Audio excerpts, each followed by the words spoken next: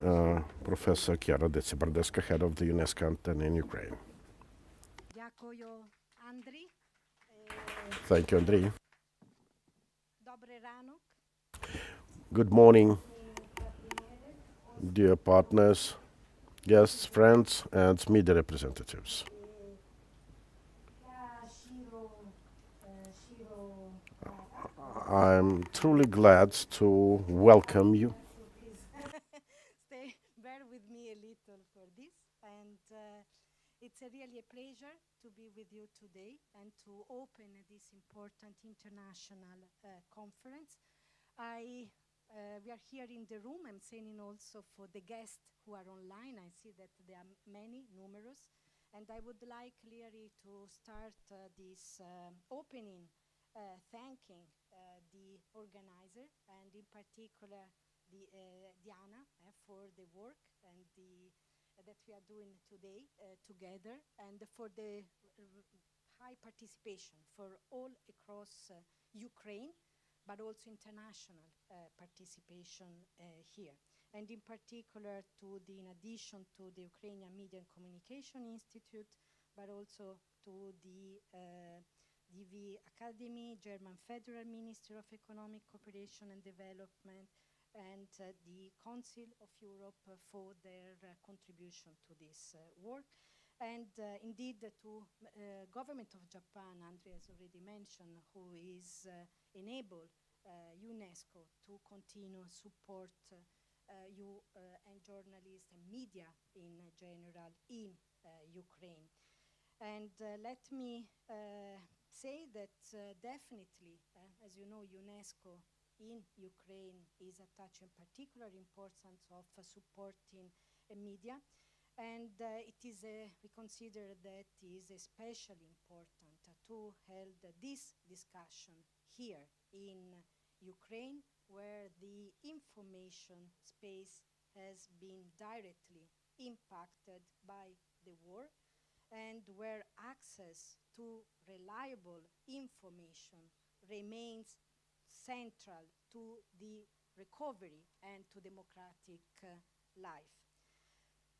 This is the war, I would say, has shown how this information space is also affected and not only by the war that is ongoing since now entering the fourth year, but also of a modern, different conflict that it's affecting also other space worldwide. And this is volume, speed, dissemination, complexity of AI-generated content aimed at influencing public opinion or simply spreading disinformation. And this is making more complex and critical today to work on this jointly. And we know that such content is also used to undermine trust and to weaken institutions. And this context, upholding freedom of expression and ensuring access to accurate information are essential elements of national resilience and freedom of expression, and also not only collective but individual self-reliance and freedom. So we all know, and I'm not insisting, no, because we will have panels, but just let me say that we know how today content generated by artificial intelligence are easily accessible to everybody, also to children, and how this is influencing and is affecting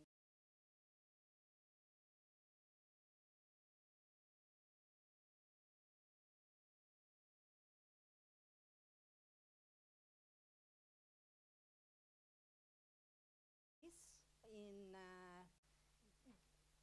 bringing this to wider arena. And in time of war, these skills become even more essential to recognize attempts to distort reality and reducing and to be able to reduce the impact of disinformation.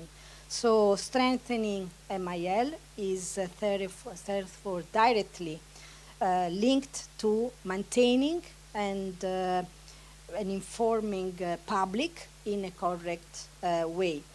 So I just would like to close saying that you will probably all have seen that and is available upstairs, and I'm also turning to our colleague online, I don't know where it's there, okay, that we are particularly proud to have now published the translation in Ukrainian of the guidelines for the governance of digital platform that are available upstairs, but also the colleagues certainly will share the link to this, where this document is available. It's indeed a small booklet, but we know how behind paper and the content is, and we hope that this will contribute also to further strengthen this important work and to jointly continue. Thank you very much. Дуже дякую, пані К'яро. Thank you so much, Chiara. Chiara Barbesi mentioned that the particular importance of UNESCO work in support of Ukrainian media, and I think that we, as representatives of the employee of the Ukrainian media, need to be very mindful of everything UNESCO and other international organizations have been doing. And we need to let others know how valuable this assistance is and what kind of assistance Ukraine can offer to the world in response. Now, today's conference, we have it in a mixed, as we often call it, hybrid format. And further on, we are going to hear from Madam Hilde Haag, Deputy Head of the Council of Europe Office in Ukraine. Madam Haag. Yes, thank you very much, Dr. Ranko. I'm really sorry I could not be there with you today, so I hope I have a chance to talk with you online. So first of all, dear distinguished guests, colleagues, and ladies and gentlemen, it's also a pleasure to join even in a digital way to this important conference that's dedicated to strengthening information and resilience at a time when Ukraine continues to defend its sovereignty, territory, integrity, and dignity. And where also we see that in the way in which the media reports on these topics matters a great deal. I want to say a few words also about we have a document called the Resolute Declaration of 2023, which is also the framework for the current action plan that we have in Ukraine, as well as the new report from the Secretary General called the New Democratic Pact for Europe. And both of these documents underline the urgent need to reinforce the democratic resilience in the digital age. And both of these documents also emphasize that trustworthy information ecosystem safeguards the freedom of expression and responsible use of emerging technologies are essential pillars of democratic security. And these principles also guide all the work that we do in the Council of Europe in Ukraine, especially at this time of war, when information integrity in Ukraine is not an abstract value, but also a matter of survival. And I wanted to also say that this year marks the 30th anniversary, and it is 30 years since Ukraine joined the Council of Europe, so we're also marking this milestone this year. And over these last 3 decades, our partnership has continued to grow into what I would say is a strong, principled, and forward-looking cooperation. And it's also rooted in shared commitments to human rights, democracy, and the rule of law, which are core values in the Council of Europe. And together, we continue to also develop standards to support these goals, including through what we refer to as the Framework Convention on Artificial Intelligence, Human Rights, Democracy, and Rule of Law, which is a recent document that was also published by the Council of Europe, and which also provides a coherent and democratic response to the risk that we currently see, as well as the opportunities, of course, with AI and digital transformation, while at the same time also ensuring respect for human rights and democratic values. And over the 30 years that we have been working in Ukraine, we have also had several media projects, and these have also achieved significant progress. Notably, we provided also expert support for the drafting and review of the new law on media, and in partnership with other international organizations, we've also contributed to the establishment of Suspilne, Ukraine's independent public service broadcaster. At the moment, we also have an ongoing project which is called Safeguarding Freedom of Expression and Freedom of the Media in Ukraine, and it's now in its second phase. And it continues to translate the Council of Europe standards into practice. And together with our partners, we support the integration of European standards into Ukrainian legislation and policy, including also the revision of media-related draft laws and the development and adaptation of anti-SLAPP standards, which are meant to protect journalists and media professionals from abuse, litigation, and silencing their voices. And within this project,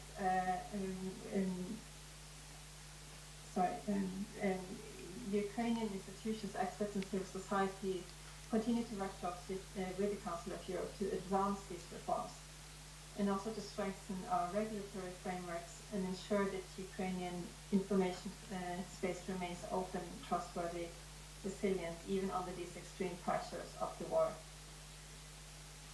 Today's conference is especially timely in this regard, and the questions that are posed about you as the organizers about the future of media literacy, information empowerment, digital sovereignty, and the impact of AI, also as reflected by a previous speaker, reflects some of the challenges that not only Ukraine but also all of European democracies are grappling with at the moment. And Ukraine is not the only one confronting these issues. It's not only confronting these issues more intensely than most, but I think we can also see that at the moment, because you have all of these challenges, Ukraine is developing solutions that might also be a learning for other states in Europe when they are facing similar challenges as well. So I think your discussions today, whether on algorithmic literacy, information inequality, media's role in democratic resilience, or new models across sector and synergies, I hope these will all contribute to shared understanding of how to strengthen trust, empower citizens, and upholding democratic values in this rapidly developing information landscape. So I think on behalf of the Council of Europe, I would like to express my sincere appreciation for all of the partners who are gathered here.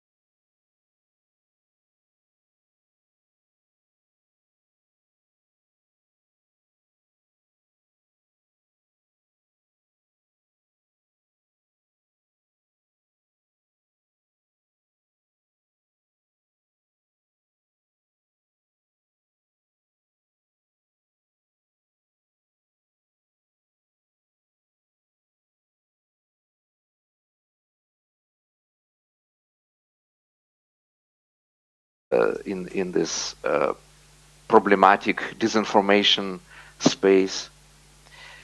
And what happened since last year, I believe that we've done quite a lot. We understand the challenges now better. We've developed quite a few instruments that allow us to counter the threats of disinformation, foreign manipulation, adverse narratives, and increase the information resilience of different target groups. Still, I think one of the important challenges, and I think this conference is very instrumental in this regard, is that we need advocacy. We still need advocacy for media literacy and for fight against disinformation. Of course, it may be obvious that this is a very important topic and needs to be funded appropriately.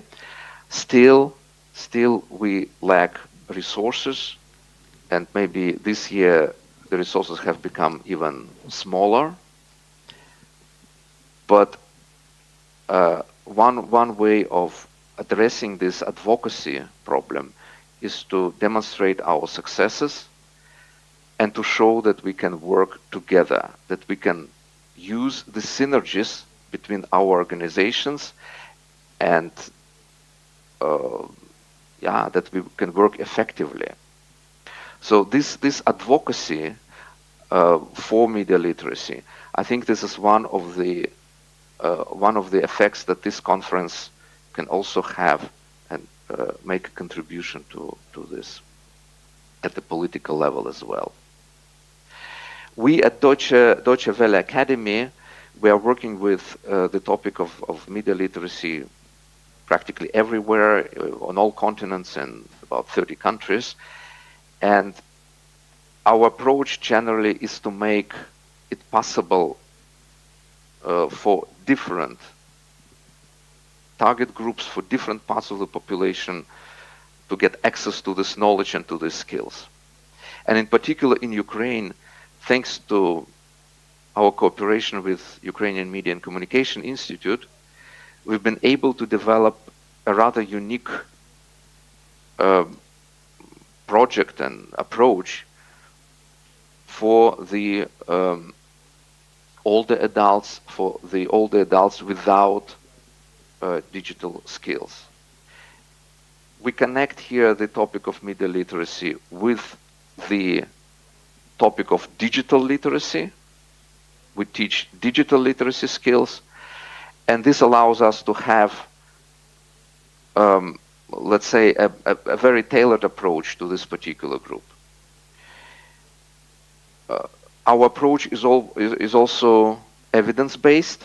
That is to say, we do a research, and we did in this time in Ukraine as well, research on what exactly is needed and what works, what doesn't work.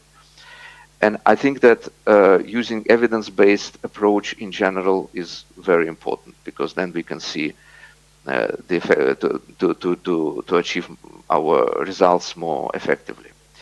This is what we do here in Ukraine, and that's what we also do in other countries. In Ukraine, we also work with the younger population. That's our European project funded by the European Union. And there we also address challenges as the fact that, of course, the younger people, they need a different approach, and there we use gamification as a central tool to reaching this target group. So I think that this innovation and this flexibility are very important for the effectiveness of our work. I don't think that we can reach all the groups with one method. So we need to be flexible, innovative. Artificial intelligence is, of course, both a challenge and a tool for us. It makes our life and our work easier in some sense. It makes also the easier for disinformation to be spread, to be created and to be spread.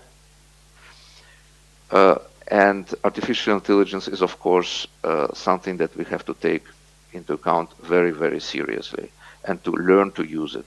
I remember saying this last time, but I think it's worth repeating. We have to understand these tools and we have to learn how to use them.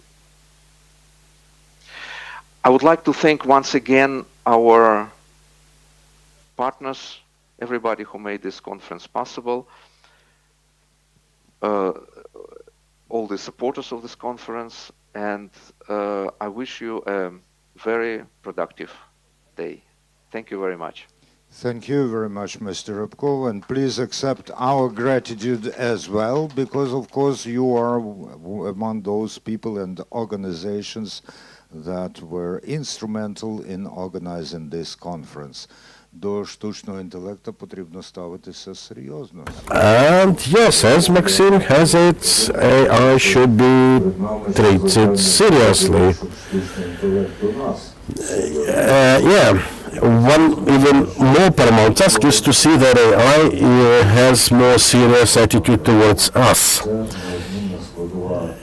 The need to remain flexible is among our core components to remain flexible, not for us to just somehow fit into circumstances, but rather to see that we are able to fit the circumstances to our need.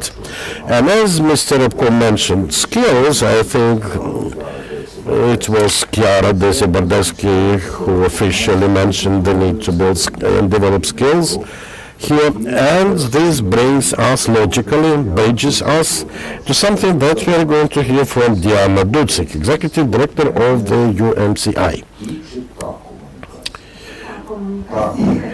Media and communication, or media communication? Media and communication, important thing. So I will start with the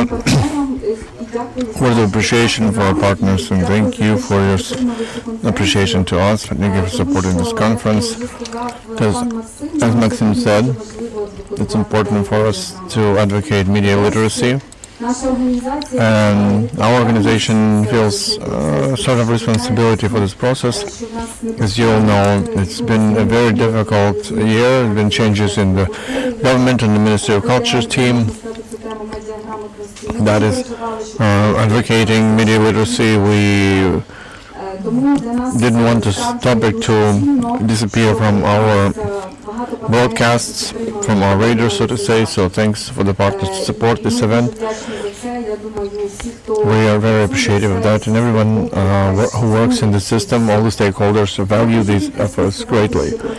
I want to say a few words about the topic of our conference, because when we were thinking of what should be the key topic here, so this code of trust is a thing, a notion that was dictated by life, because we were working for a year with the seniors, with vulnerable demographics, people who survived very difficult situations in life. They saw their siblings and relatives die, they lost their houses and they lost their previous life.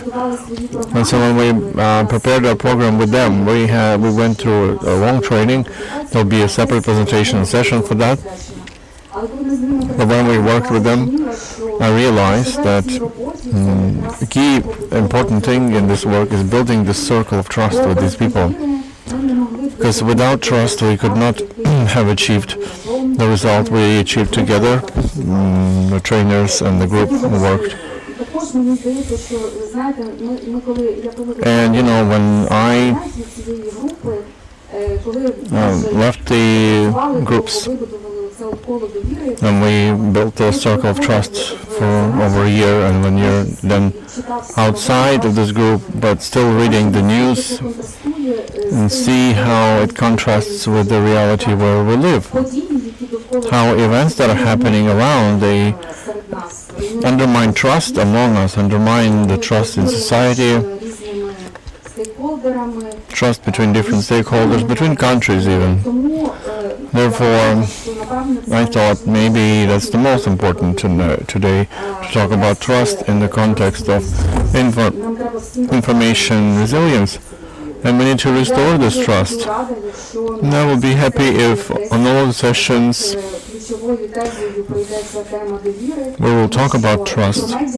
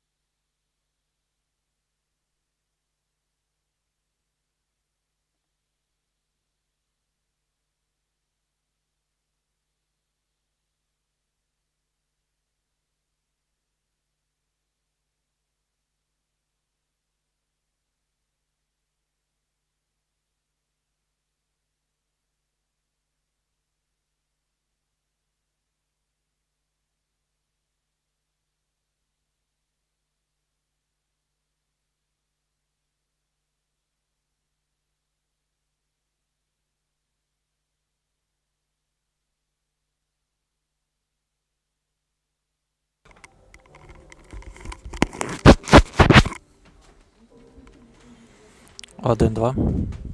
1-1.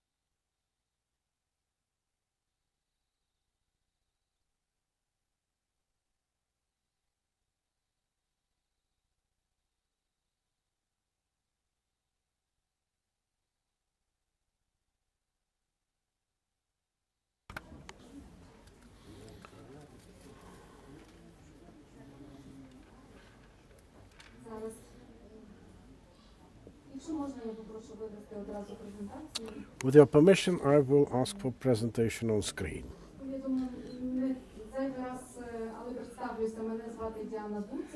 I am Diana Ducik. I'm the executive director of the UMCI, and I have with me here now Lydia Malovana. Think of her as our today's alumni. We are going to talk about on how we worked with elderly people throughout the year.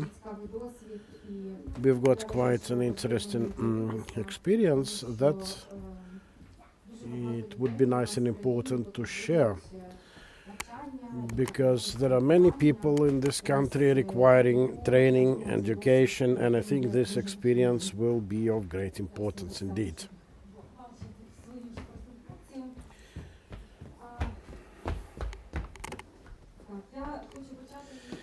I'd like to start the presentation with these slides. Here are some keywords that are important in my view. They have been important through our project, through our work. The most important one is trust. And I mentioned it at the beginning, but also there are other important words like experience, empathy, inclusion, and expertise. These are important words, not because these are words, but because of their relevance in practical terms. When we talk about experience, every education effort is a two-way lane.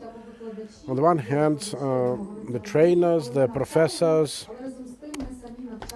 do deliver knowledge, but also they learn and train themselves. That way we exchange our experience. Same goes about the group. So this exchange of experience is an intrinsic part of learning, and this is an important component of our work with elderly people.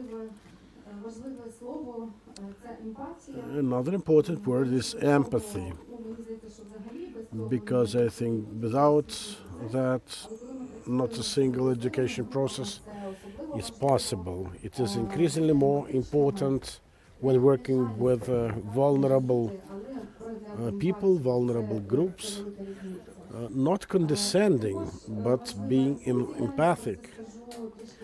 Inclusion is also important, and later on I will mention it when talking about cases. And expertise is also very valuable and important. You remember at the beginning when we had Maxim Repkov talking about certain research work done and the importance of such research when designing projects of our own. We had this project done with support from the DW Academy, and it started with expertise, then continued into research, and later on we were able to structure our work around it. Couple of words about the project, how the project design looks like. We carried out a research on media literacy of people 60 plus.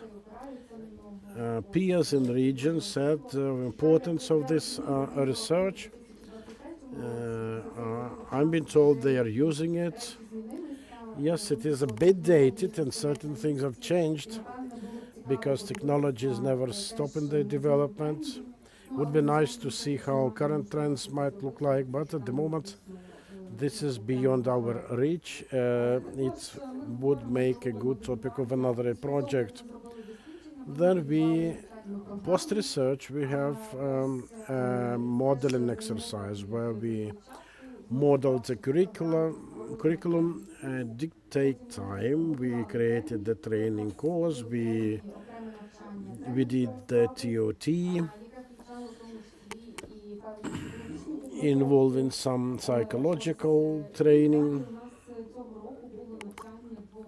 And this year already we had 2 groups, offline and online. Offline, we worked in Hansen's beautiful town, and online we worked with students, listeners from third age university called Proton. About the course itself, without bogging in excessive details, I think many of you participated in our presentation of the report on the project and the survey, and you can use the QR code to check the details of the course. We called it Wisdom Against Manipulations. We focused more on information resilience rather than simply on media literacy, because we think currently this is the most relevant for the situation. I did like what Professor McDougall said when he spoke of post-digital aspects, about approaches to media literacy. He said that they expand over into new technologies. He said that, surprisingly, some are trying still to separate media literacy from most modern technical trends. So yes, we try to join them back together. So we have components within the project, one on media literacy, another on critical thinking, working with mis and disinformation. We also had a psychological component, and during today's panel discussion on media, we spoke about clickbait and multiple challenges we face in electronic domain when emotions seem to overwhelm us. And the last component was about consciously creating content, about our responsibility not just as consumers but also as those who can and potentially do share information from others via the social media, about the importance of doing it with full consciousness. That was our approach to the job. And yes, this approach requires some thorough training. It cannot last for a couple of days like your run-of-the-mill training. Each group, we worked with them for 3 months individually, and it was really important.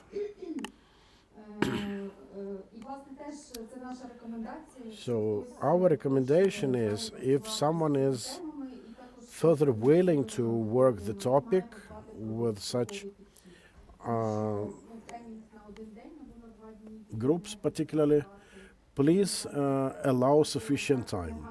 Short duration trainings won't give you the desired results. And if we would compare the two groups, it would be an interesting one, because there's one group with their own experience, mostly those who had to go through important, sometimes traumatic events, losing their livelihood, their homes. Some of them were IDPs. And there was another group with only basic digital skills, and it was important for us to start exactly from this moment, effectively working from scratch to tell people about gadgets, about how the internet is working, to gradually go all the way to this level of critical thinking and resilience and conscious content making. And there was another group more knowledgeable about internet and ways of using it.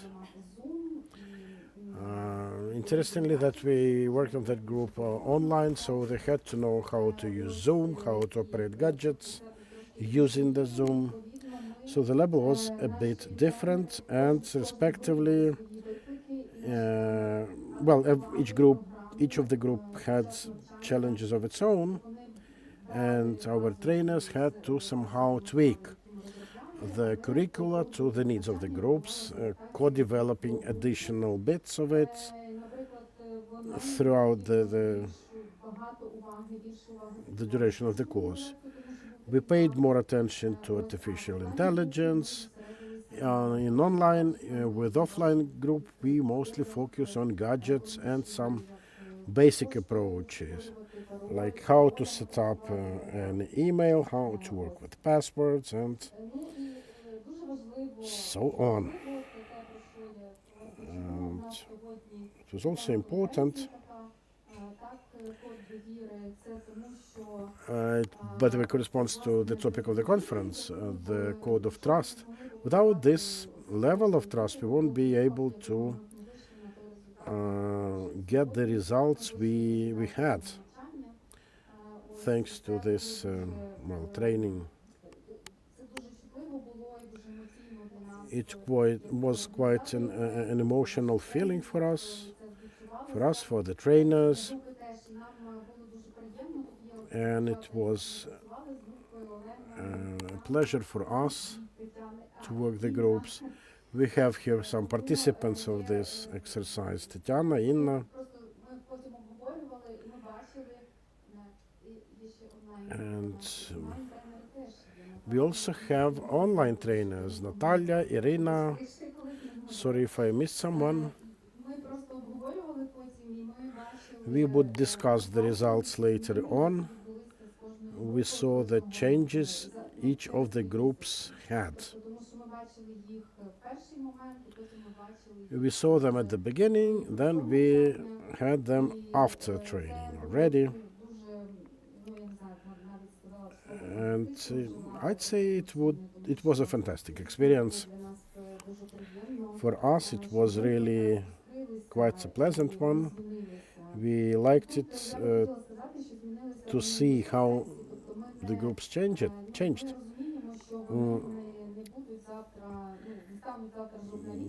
We did so with an understanding that they won't make it to journalism right tomorrow.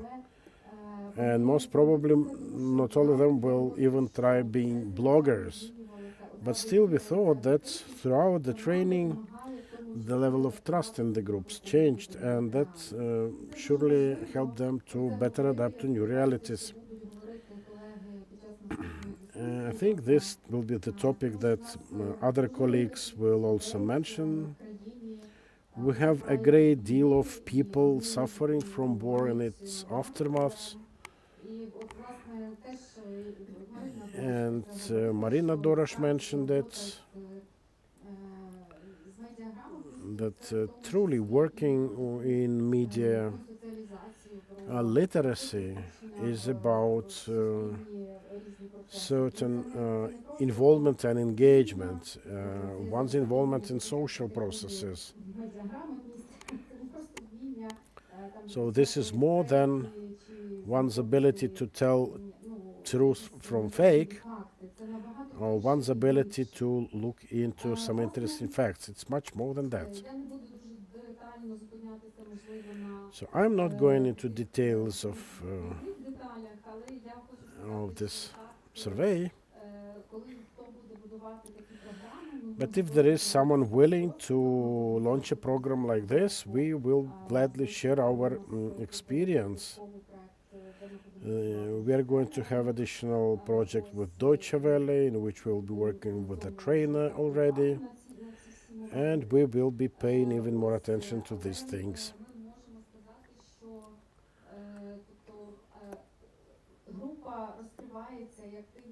So yes, we witness how groups opened up to this training, to new knowledge, bit by bit.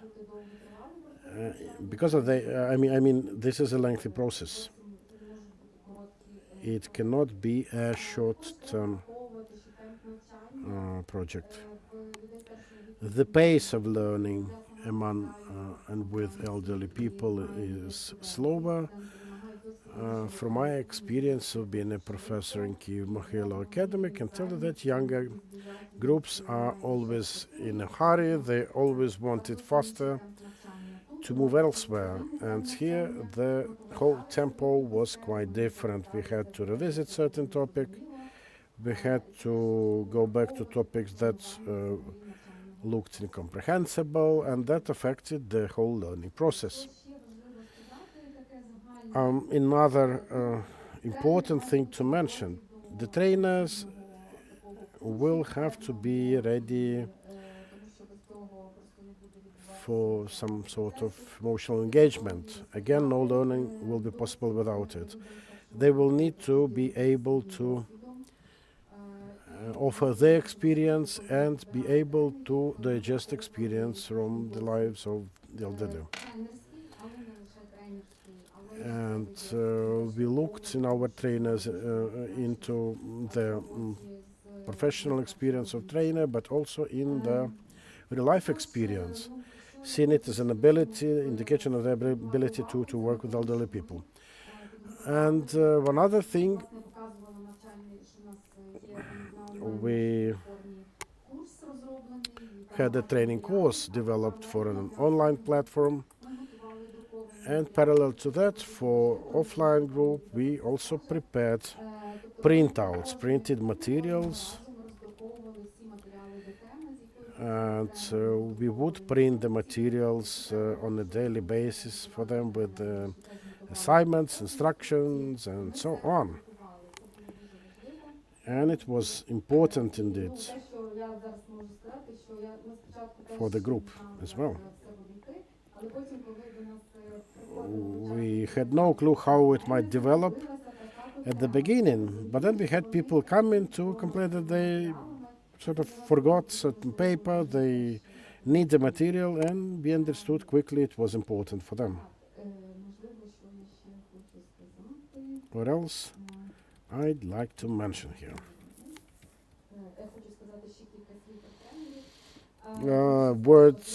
Some words about trainers, also important thing. Yes, it was important for us to select a group of trainers, and the qualities we looked into were patience. Very important for people working with vulnerable groups, not necessarily with elderly people. These can be veterans, their family members, then adaptability. I think it was Elena Romaniuk. She mentioned, this Murphy's Law about if anything can potentially go wrong, it will. So from here, you as a trainer need to be flexible and ready to respond in time. I already mentioned empathy, the need to understand one's audience. We as an organization provided the trainers with certain matrices. We worked on this methodology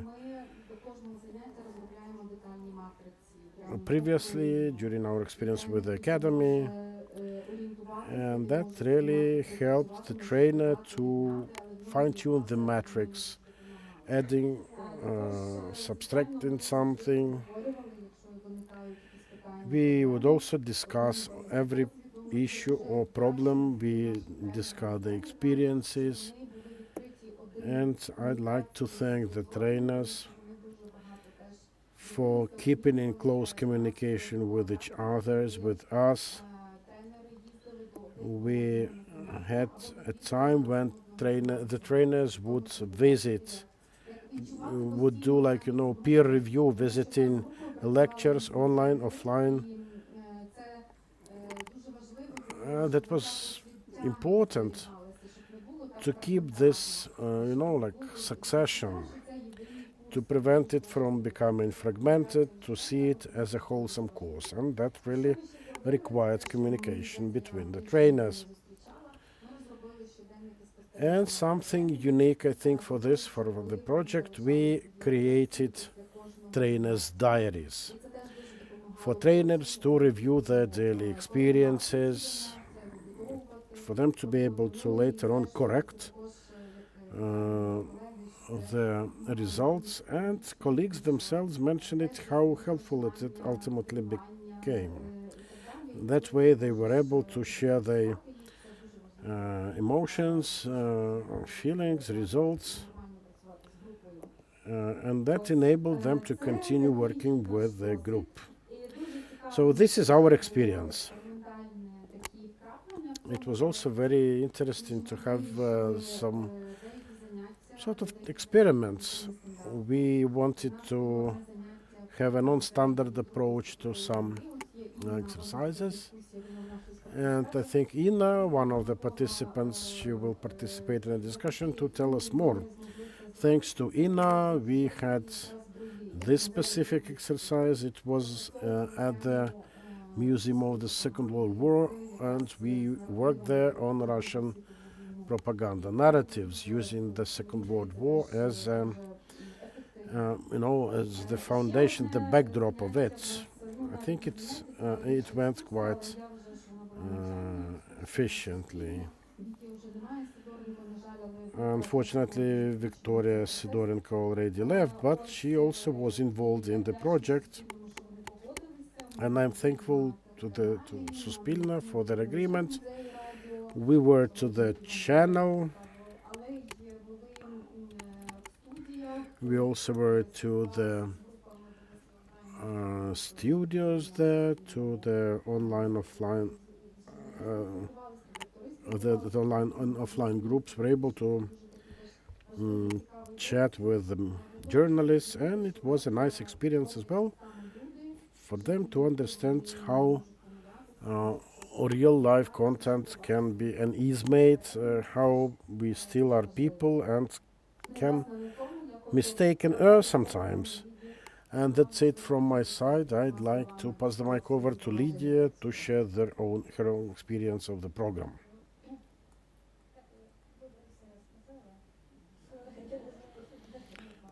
Thank you. You were so efficient. I think I don't know what to tell.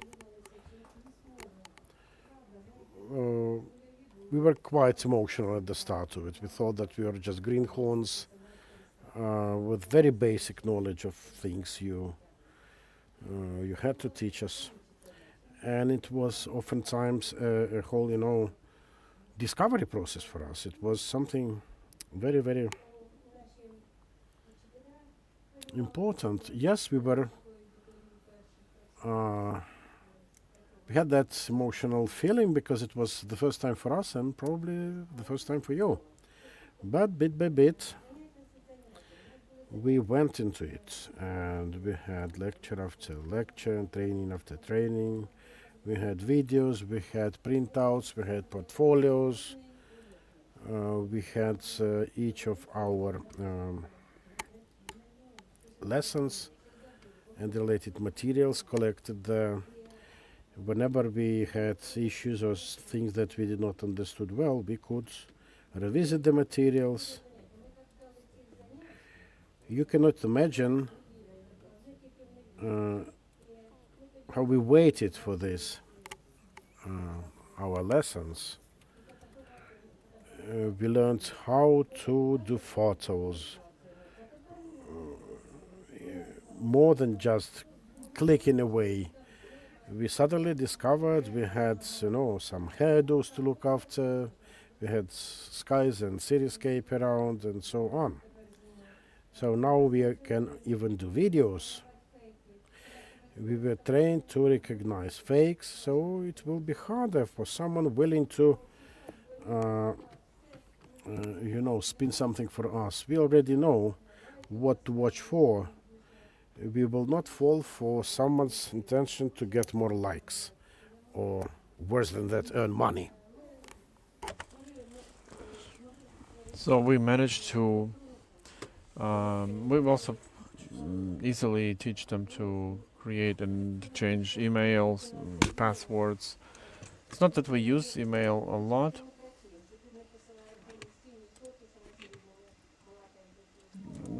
we don't send many emails because we talk with our siblings and relatives by phone and video. And we can use many applications. We use Dia and other apps, so we're not that helpless with the applications. I traveled to my brother in summer. It's like I used to send him photos and he doesn't know how to send me some photos. Now I taught him to do it. So sometimes you have to do digital transfers of money, so we're helping him. And it's a lot of, there was a lot of inspiration when we traveled to museum for practical sessions.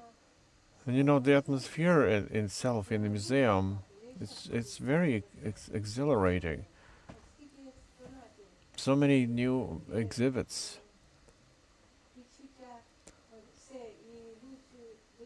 And there's this, all kinds of feelings elicit you. So fury and respect and all kinds of emotions. So we found the documents that revealed a lot of mythology that we used to believe about Second World War.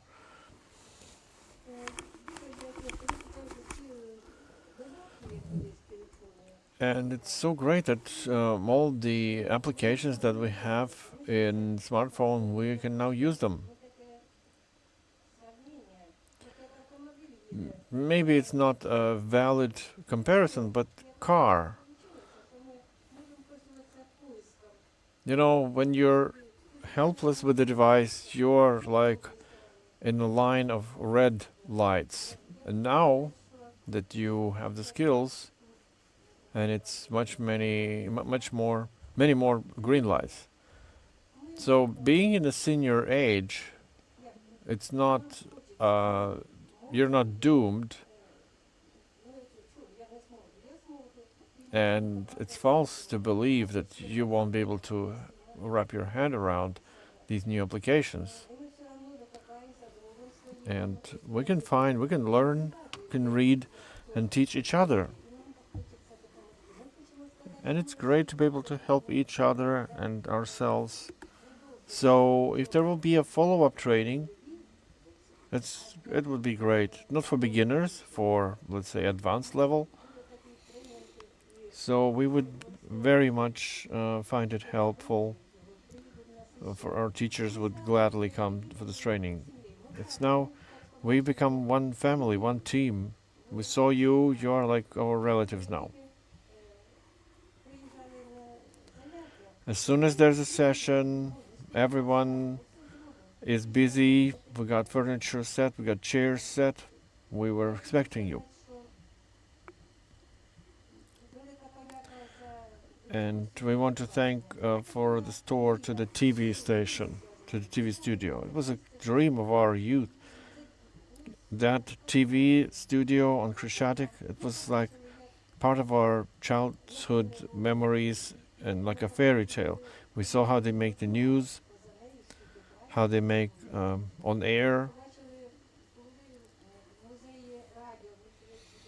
Then there was the Museum of Radio.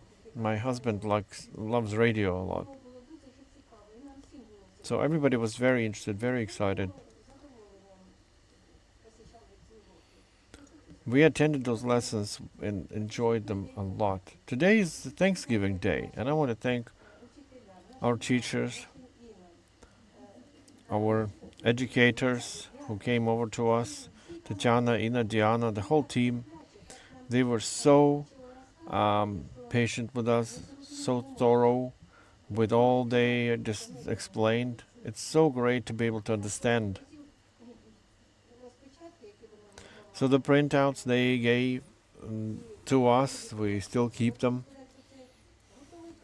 And it's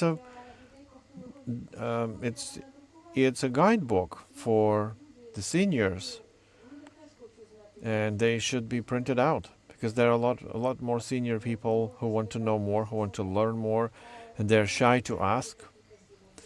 So this kind of guidebook would be great. to read and find very easy to understand instructions how to work with different apps and devices.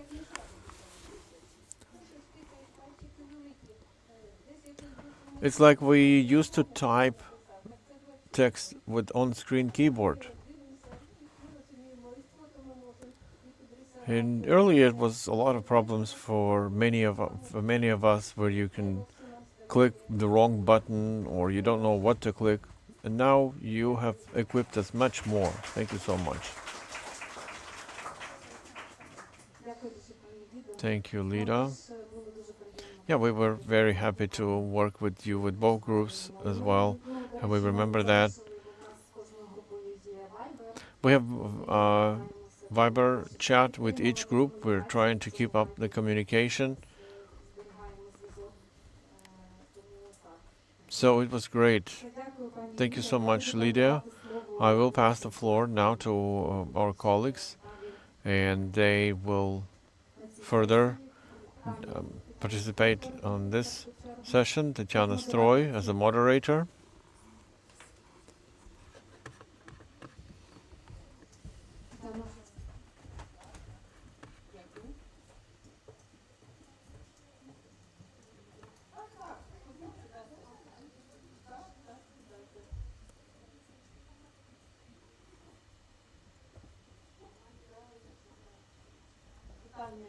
Greetings, everyone. I'm Tatiana Stroy. I'm a media expert of Institute Democracy, named after Philip Orlik. I'm a media trainer. Using this opportunity, I want to also thank Diana for getting us on board with my experience. So she trusted me to be a trainer in this program, Wisdom Against Manipulations.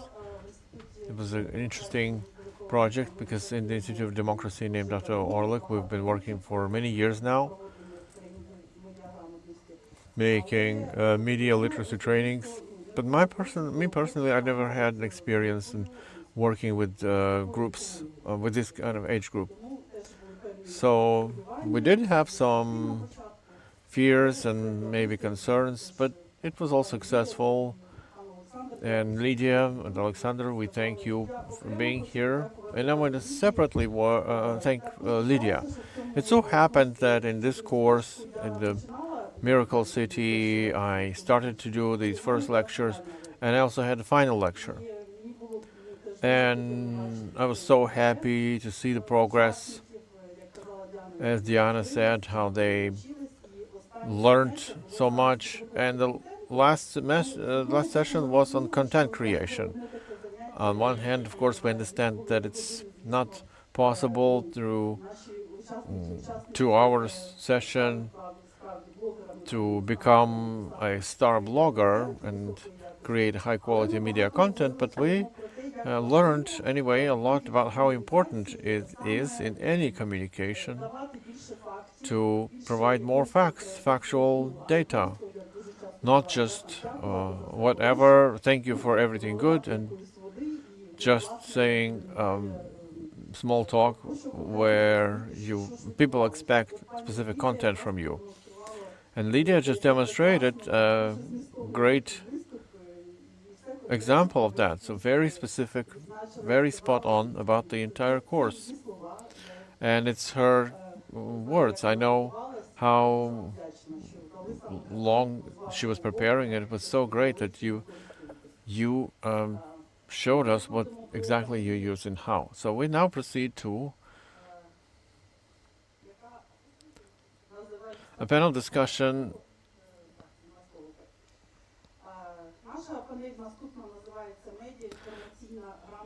Media and media literacy as a tool for socialization for vulnerable groups of population in the context of war.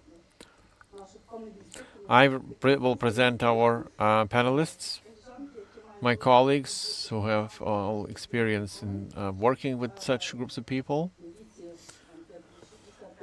65 plus. So Olena Taranenko is participating. She's a manager in building protection IRX Ukraine. Ina Yermakova, my colleague in this project, media trainer, and she's a senior teacher in the Department of Journalism and Social Communications of Donetsk National University, named after Vasil Stus.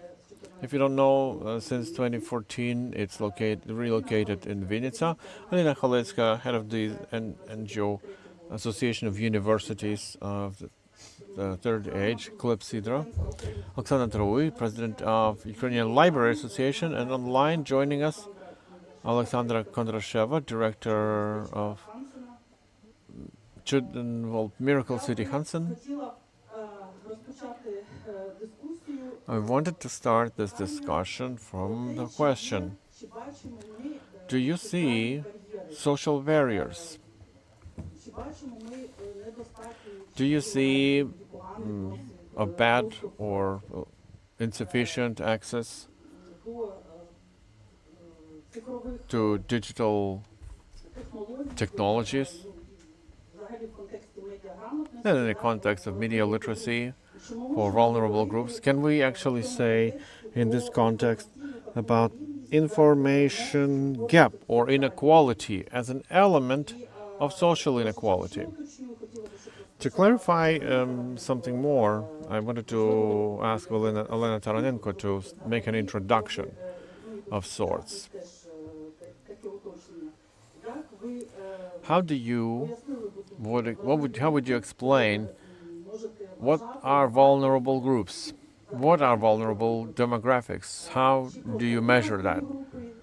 The demographics themselves or specific problems in each such demographic with access to IT tools and services? Right, thank you, Tatiana. Thank you for clarification. That's what I wanted to start from. Not so much about information inequality. Of course, it is a phenomenon. It's hard to argue, but it's part of a much deeper problem, and it's specifically about vulnerability. It's just that experts use this term as a professional term, vulnerable groups or vulnerable populations or demographics, and we still would like to understand it better, to unpack it. I know it's not only me. We've started this discussion several times with different colleagues. At least in Ukrainian society, if we talk about dealing with information or disinformation, so this whole interaction with data, there are no demographics or groups or populations that are not vulnerable. So everybody's vulnerable in one way or another. And so the programs that we've just seen the results of is quite a great demonstration of this. That any program that takes it upon themselves to work with vulnerability to disinformation, etc., etc. And there's a list of things we're all vulnerable to.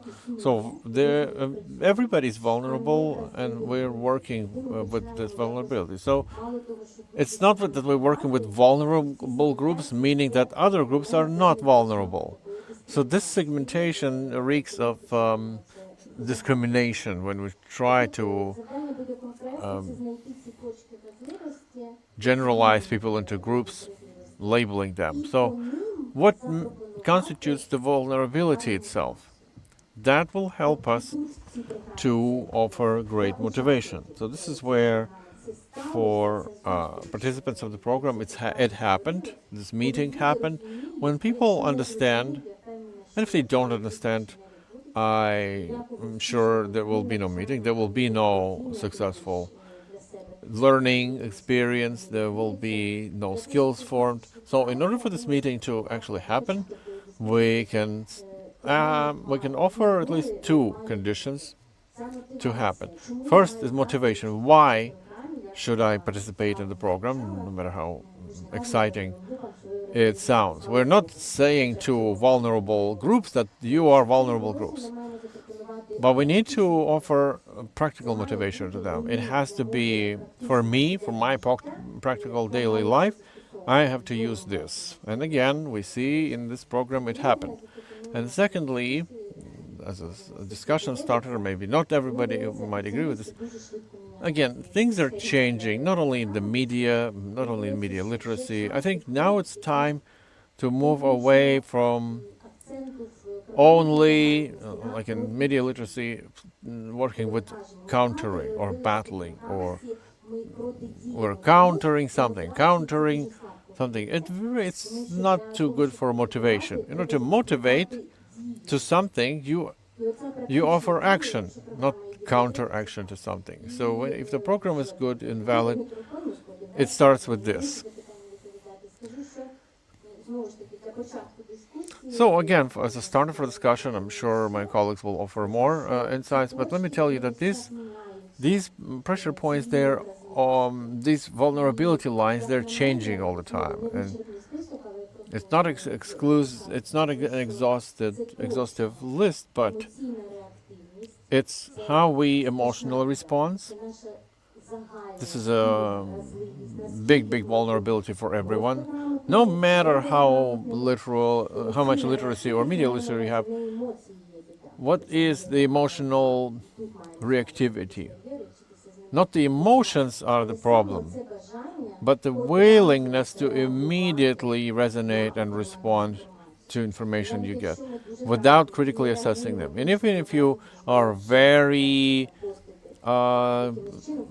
much critical, still you respond immediately. And how to learn to discern before you respond. That's the task. Second important topic is trust. And it's so great that we have this topic, because we're all vulnerable to disinformation. People who believe any information and don't trust anyone. These are the two poles. So distrust is when a person loses touch with the world, doesn't know whom to believe because everybody is lying. So that is about the third vulnerability, and we're all included in this vulnerability group. And all the studies show about this, studies about media consumption. Our audience is more and more segmented. It's very much split into info bubbles or islands. And we have to work with biases, cognitive biases, certain biases, and certain narratives that you can't go outside of, because bias is a very emotional thing. Emotional response leads to distrust, so you disbelieve everyone, and that is what makes it quite difficult, because it forms our general vulnerability, but it's identified. In the end, we have to work with it, dealing with it with different categories and different demographics.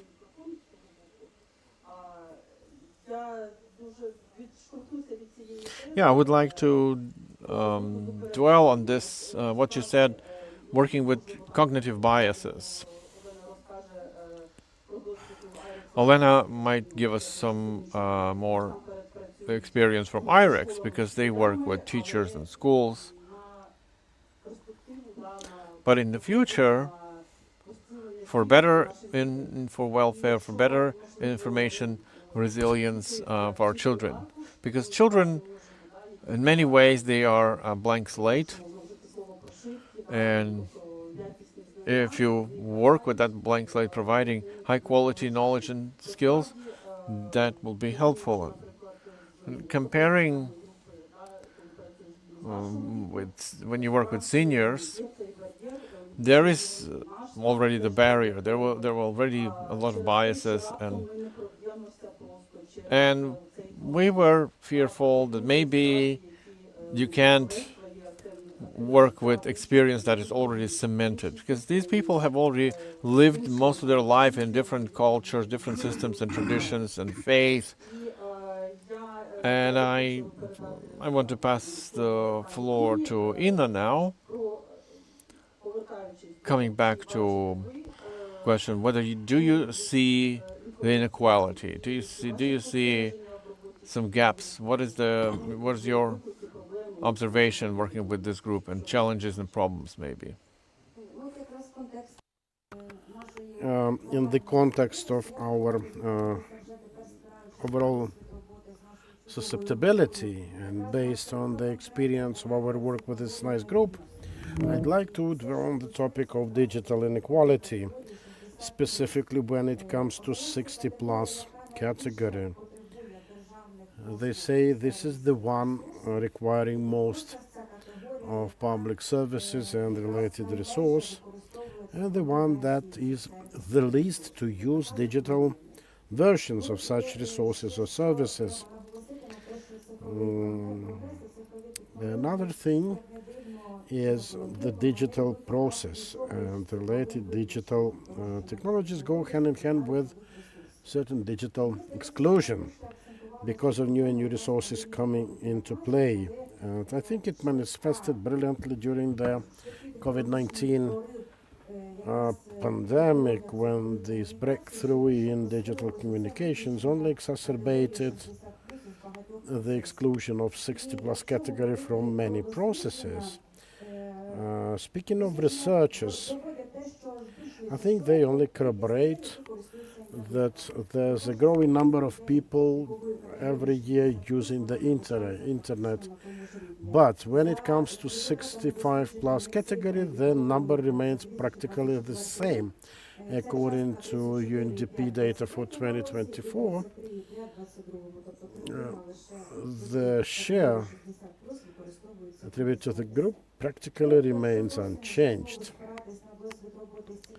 And going back to the experience of working with the group, I will be looking into the framework of technical acceptance suggested by Van Dijk, one of the prominent fighters with digital inequality time ago. And speaking of the experience from our group, and parallel to that, we also had an online group working with us, and this begs for a comparison between the two groups, based also on the experience of our communication with peer trainings.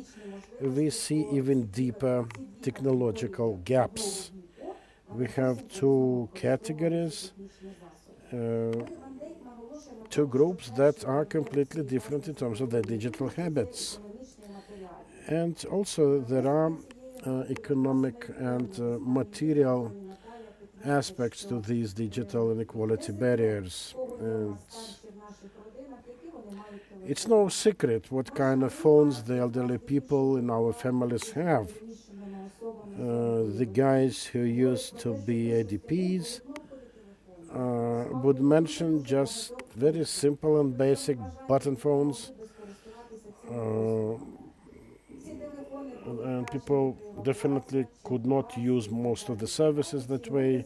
Many times such phones were lost during the resettlement and so on. People would get newer smartphones with better functionality, but again, I think you all know from your own family experience what kind of phones these people would get, what kind of hardware it would make, not speaking of the cost of the thing. You know that people of age are not readily able to spend as much on these things. Van Dijk also mentions a cultural barrier that I don't like as a notion particularly. I would rather say it's one's residence, place of residence. Bigger city, smaller township or village, the kind of professional activity one has been involved in, and so on. With the group of IDPs I worked on, there were more of blue-collar jobs there, where people would normally not be required to have any knowledge of ICT. That concerns specifically the offline group.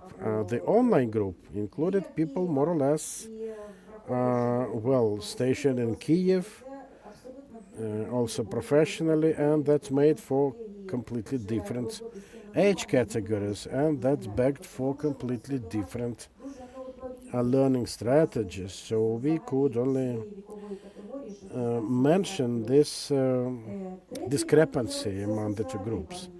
There were also social barriers, like barriers related to one's marital status, range of friends, professional contacts, carers, if any, and so on. Again, there were differences between the groups.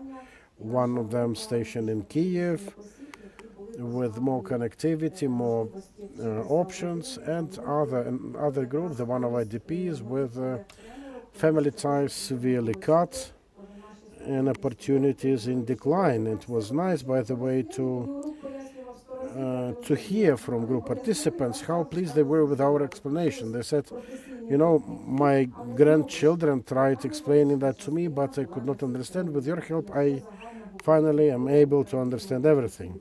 Very important.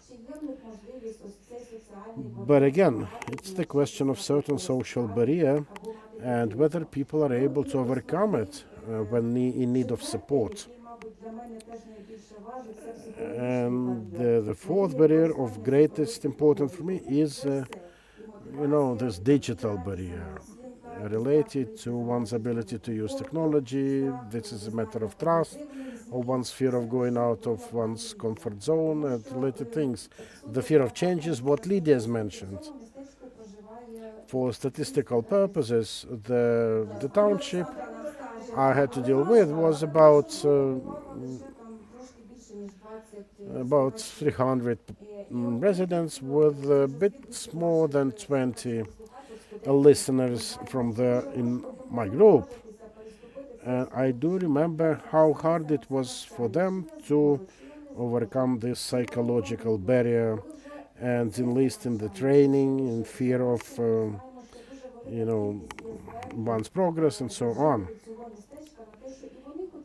And then we had some new calls from other people telling that, oh yeah, I've heard of you and I'd like to join in. And yes, now we have ambassadors able to transfer their knowledge, share their skills, and this is important. But still, one's self-esteem is nonetheless important.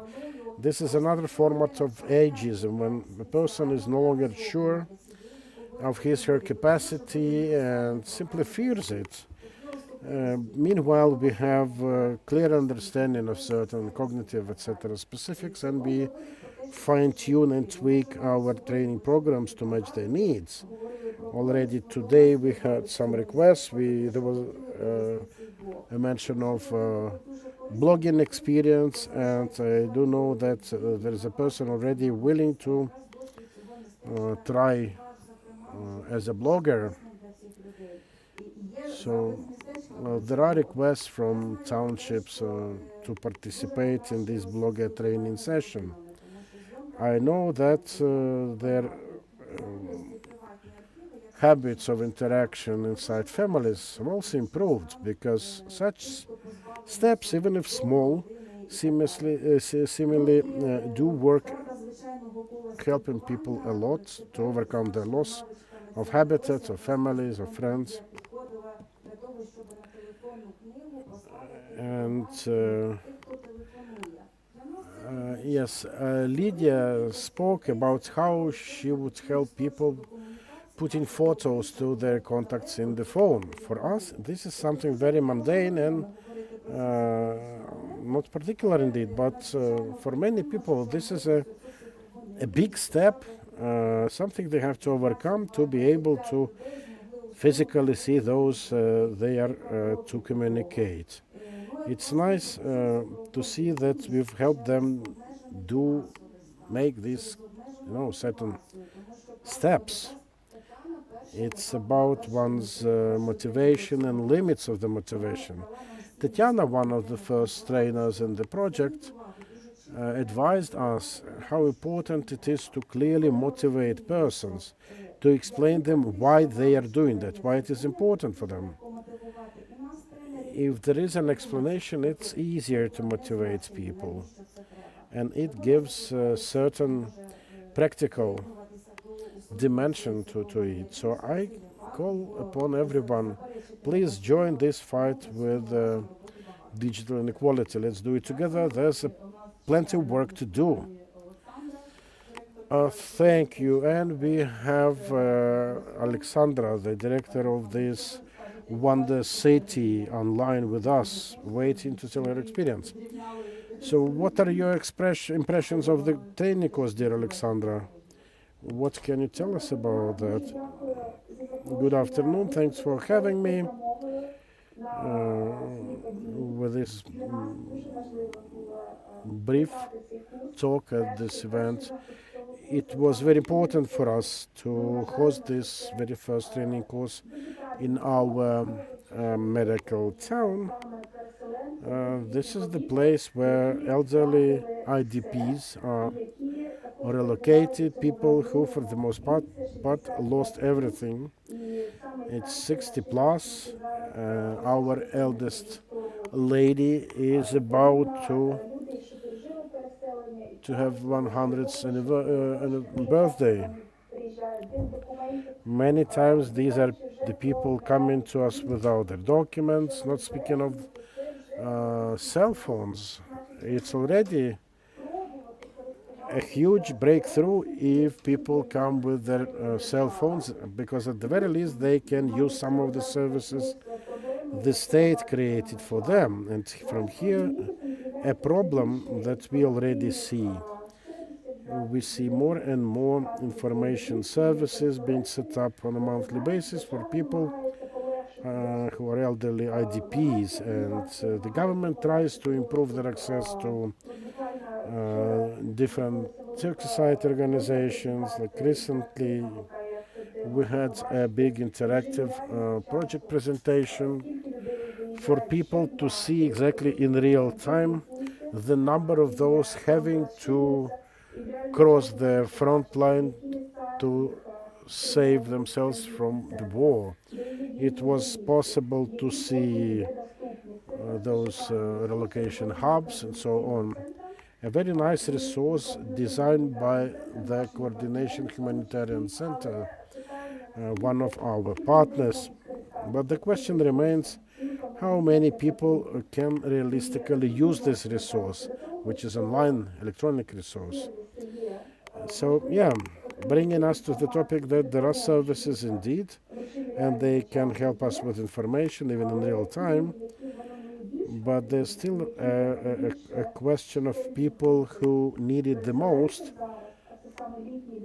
I think the elderly people make for the biggest group, so a group of IDP. It is them, people with disability, people of age who are in the direst possible circumstances. Not enough places to stay, many of them having to spend months, if not years, in some hostels, some poorly fit facilities, and this is the final stage of their lives. Their health isn't going better, their life expectancy isn't increased, and they have to stay in these inhumane conditions. And these are again, people in need of also information support. A paradox of contemporary society is there are services available. The government does a lot to help people, but for the most part, people of retirement age find it next to impossible to use these services.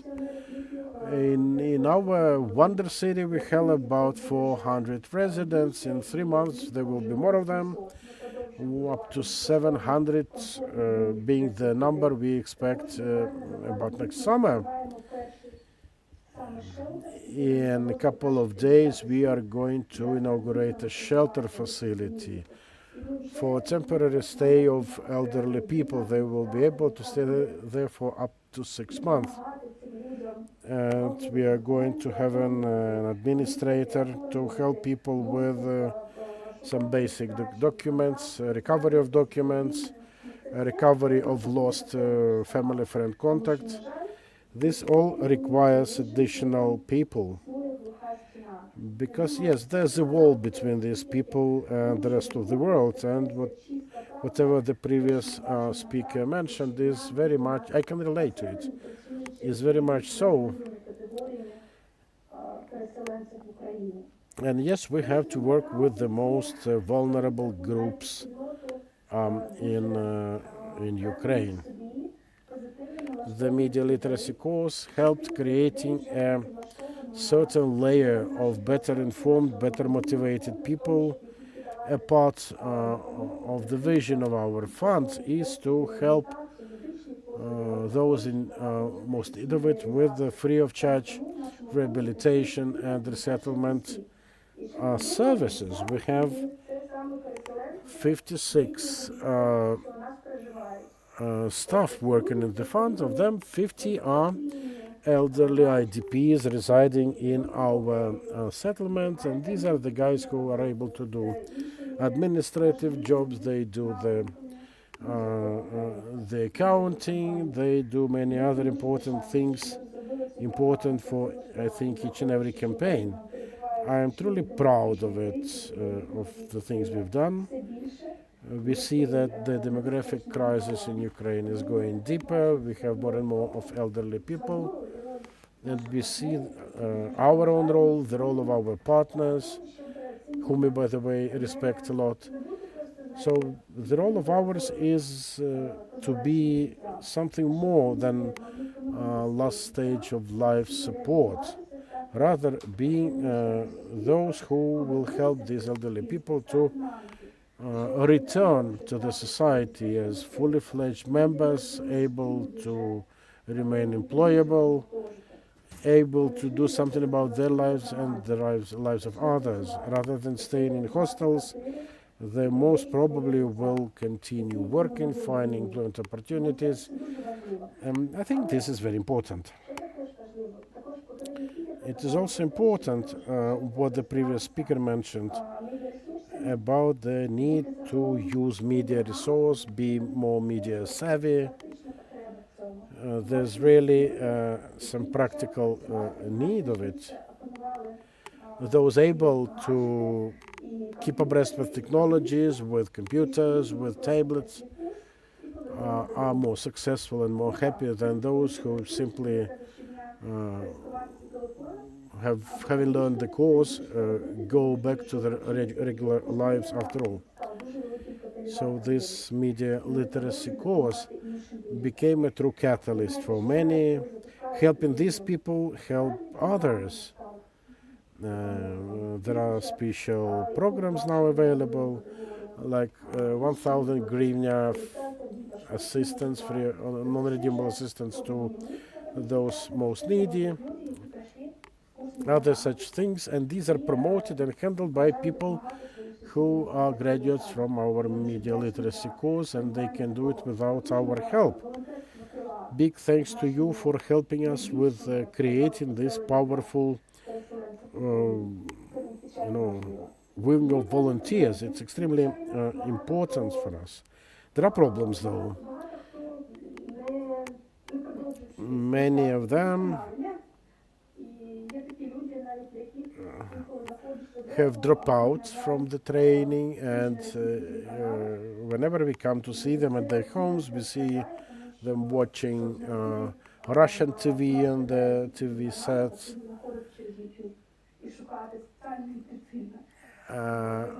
And it's a pity because appears that people would enroll to the training just to know better how to use YouTube to find these Russian channels via YouTube. So after all, these media literacy course, propaganda countering course, some of them would still go for the Soviet and Russian movies, telling that, okay, we're not watching the news, we're just watching old movies. So that's a sad page of it, and we definitely need to work more. We need to be more stringent and specific with the election criteria for our course from the evacuation moment as such. and probably there are no prevention tools to prevent this from happening. But this is what you have now.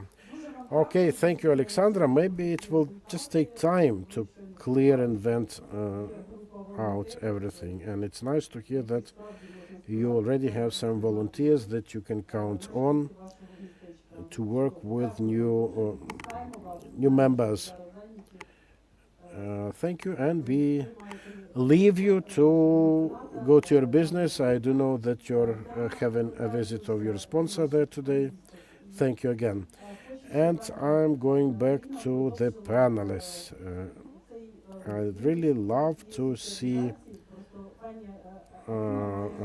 Alina now, with her huge experience of socialization. She is a truly ambassador supporting the third age universities in Ukraine with lots of knowledge of international and Ukrainian experience on matter. Could you tell us more in brief, if possible, about this tool? Is it an element to socialize, to bring back to societal life different generations? How this can potentially continue? And do you know of any media literacy related training courses that might be needed for that? Thank you, Tetiana. Thanks for having me. I've been working with my colleagues on the topic since 2008.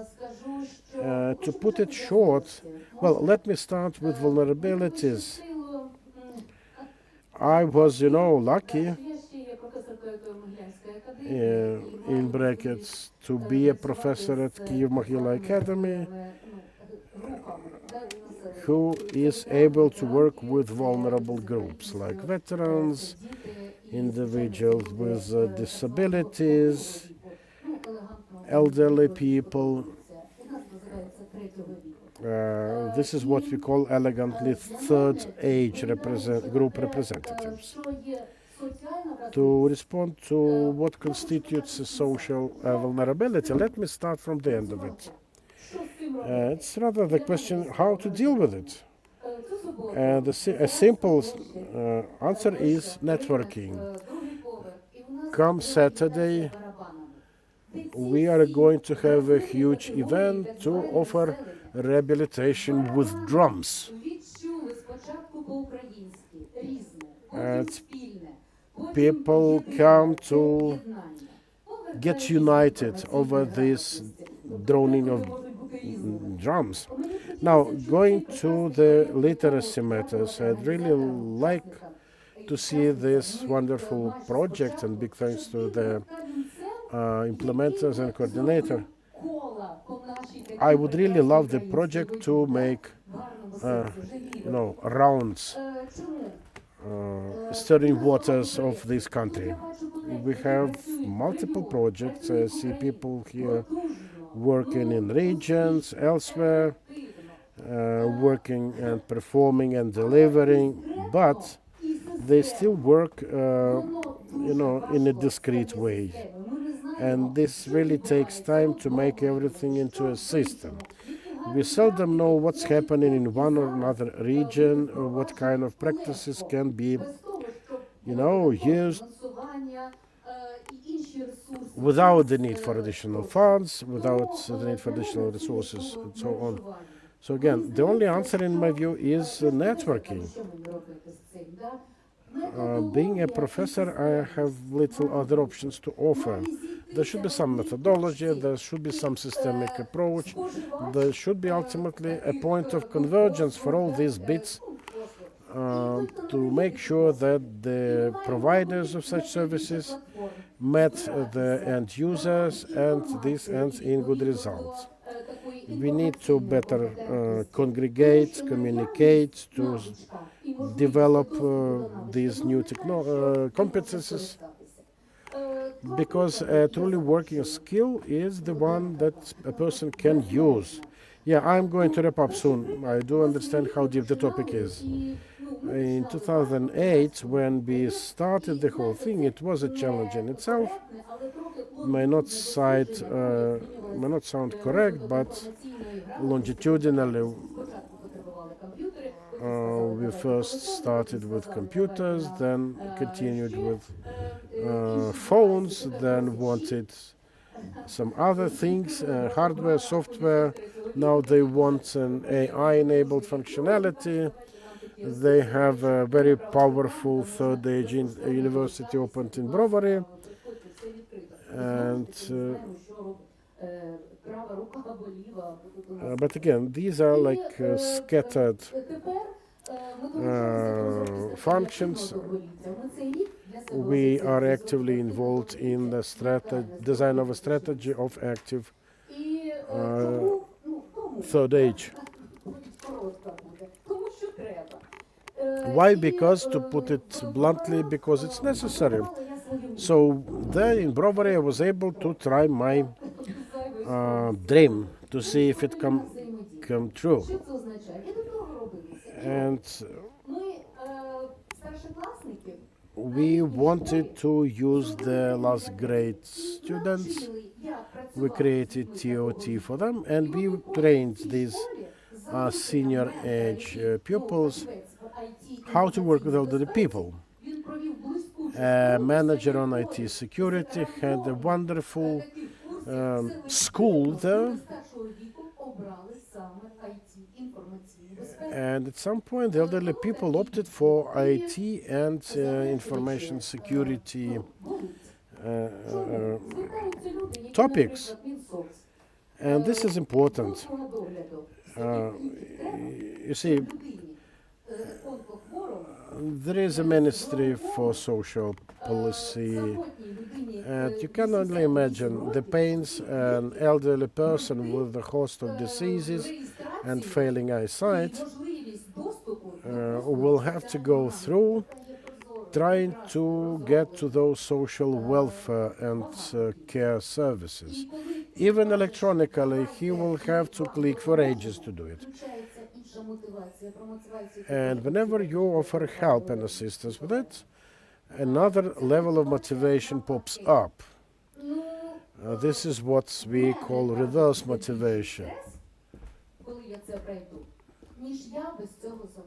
Sometimes people say, you know, after I'm successful with it, I think I will be left in more stress than I will have been without going there. So, yeah, a lot can be said, but ultimately it's a matter of our mutual trust and intention to work. We have nothing to fight for, we have to work together. So, I will save one question for later, but I would like to ask Oksana. Your network, speaking of networks, is one of a kind, because libraries are technically hubs that help the most this age category and help them to bridge the gap. So tell us your experience. Якщо так і почати, і закінчити цим, то бібліотека – це відповідь. Well, the library is one response to all our challenges. A library is a unique, socially important institution which you absolutely have to invest in. So whenever you say social investment, library is part of it, and there are huge numbers. As for digital inequality and how libraries can help with it, there is an inequality, and I support what you said, that we are all vulnerable to information, but there are more vulnerable groups.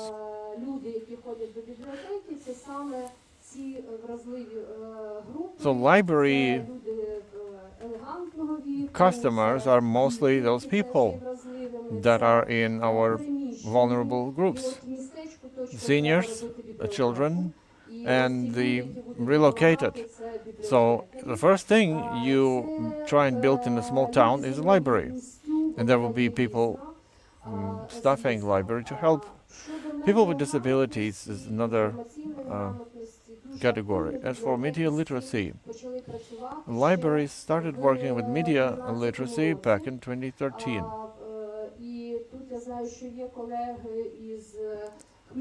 I know there are colleagues here from Khmelnytsky centralized library system, and they have a project in school media literacy, and it's a powerful project and it's working. Tamara from the project is not there, is not here, but there is another person from the project.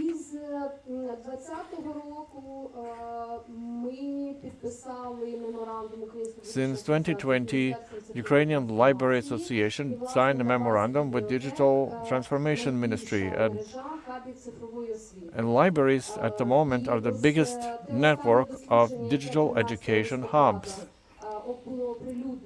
November 13, we have the latest study regarding digital competencies. In 2019, 15% of adults had no digital skills, now only 4%. And I think this increase of literacy is, in many ways, the credit goes to the libraries. And from UNDP, there has been this project to support the DIA project, to teach the hub coordinators how to better organize the work, because those people have to learn. Library is not a facility everywhere where you can create a hub, but a living library inevitably becomes a digital hub, and people who have no digital access at home, they inevitably come to library. Access to internet, if they don't know how to use, they will be assisted and learn how to press the buttons, but it's not a kind of library that every city or town has.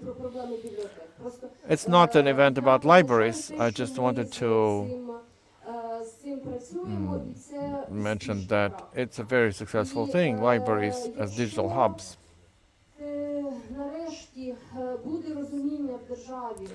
If at some point the state will understand that libraries are important and you have to invest in them, but not only the state, the community itself must understand that people who live there, for the basic quality of life, a library is a must.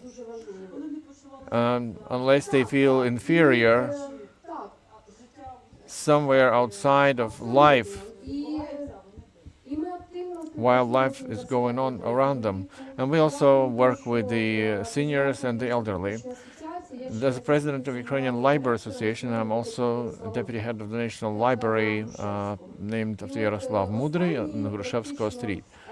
And the latest 2 months, we've had an active training sessions with the Wikimedia and the seniors.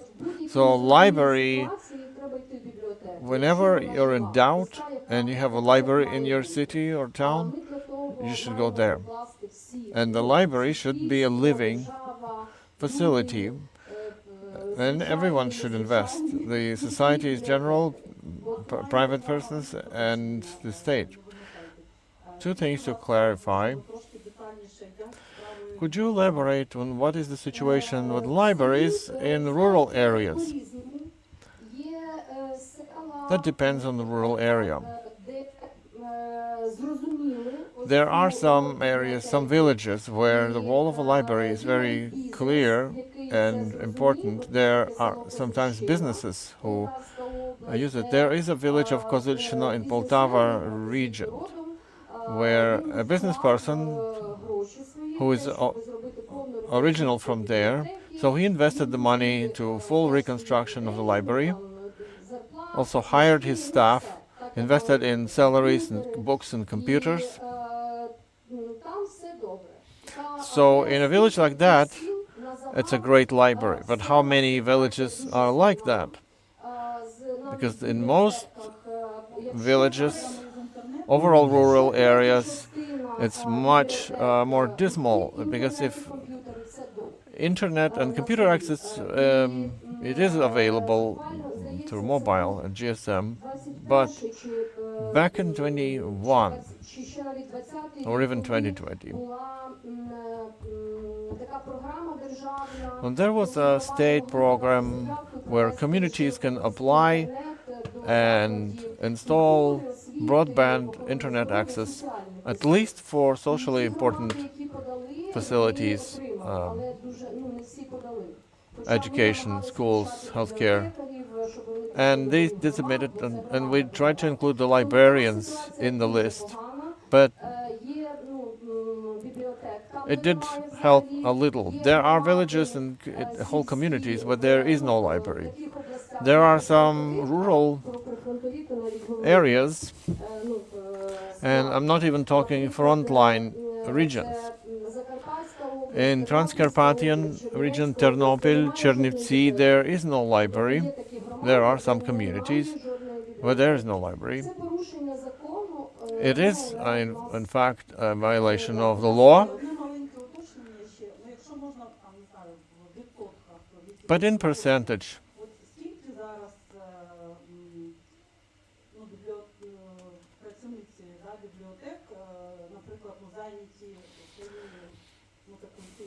if your usual librarians, what is the amount of work time that they are actually working as librarian? Because they have to juggle several jobs often, as educators, as administrators.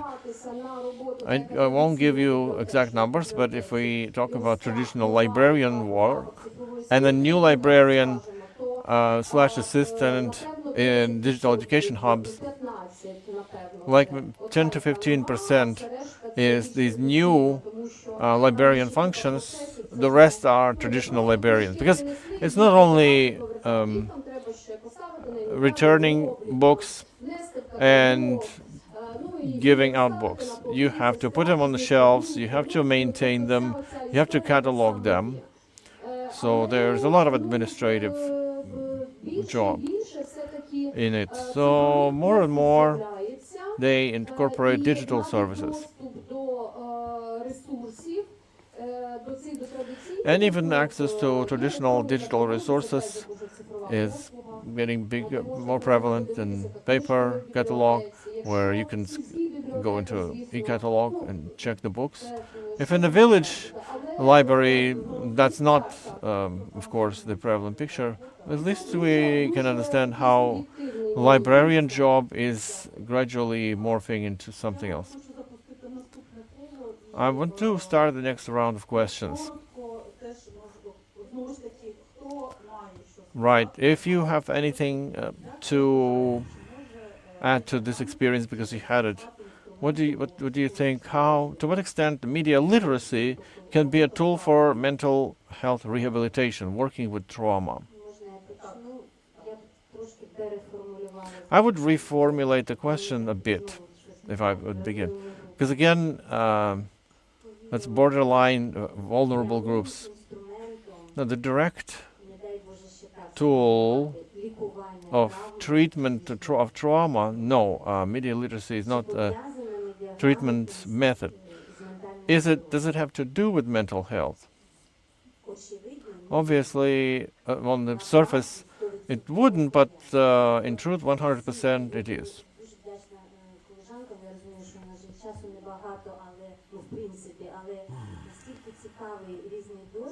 As we heard from colleagues, but we are talking about the same thing from different angles. We're talking about some new media literacy and new levels of media literacy, although each of us and each of the programs that we work, we did some studies, we arrived at these limits of traditional understanding, the way we understand universities, libraries, seniors, elegant age, or whichever other euphemisms. A traditional formal academic education like our project, and this is on that limit, on that borderline when we're going outside of our professional bubbles. And we see the demand from those we work with, and then some interesting things can emerge. I can share one as a project, Teach and Discern. We worked with educators and students, and there are university teachers are sitting here who work with our project in different times, and we make these meet the audience events. So through very successful interaction with students, responding to their demand for high quality journalistics, there's still one more element is missing. So we're doing the promo campaigns now, among other initiatives, with parents. And parents have their own parents. So this micro society in the family where you also have to work with these connections, because it would seem distant for schools and seniors might seem far from each other, but in 22 we understood that we need to run a survey and ask the questions in this formal survey, and then we can design the way to maintain emotional balance with media literacy. So achieving emotional balance through, among other things, with media literacy. So we did the survey with teachers like this, today's conference. It was a program about unobvious things.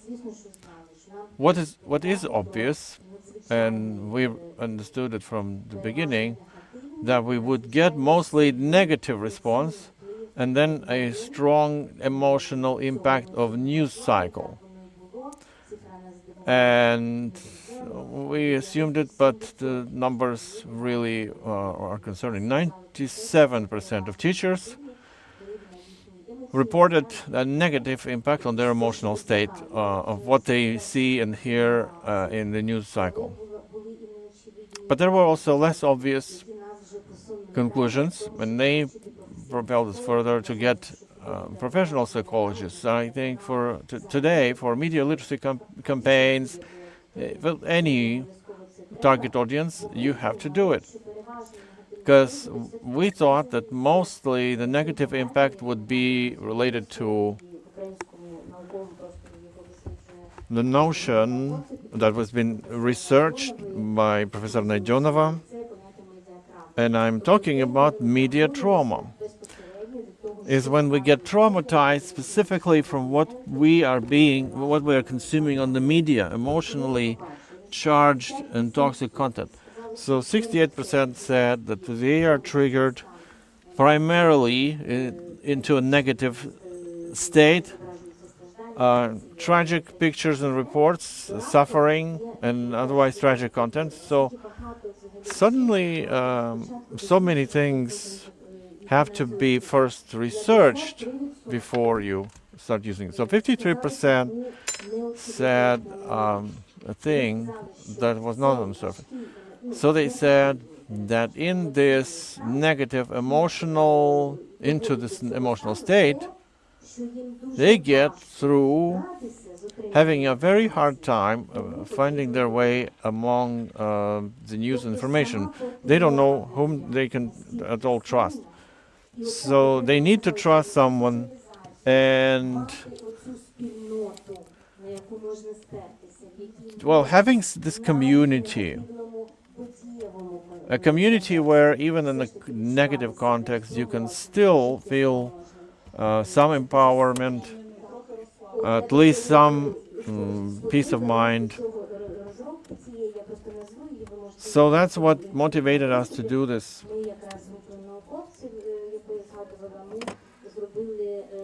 The aforementioned scientists helped us to do this media literacy guidebook, which has some mental health aspects. It's called 7 Steps to Media Wholesome Diet, or Media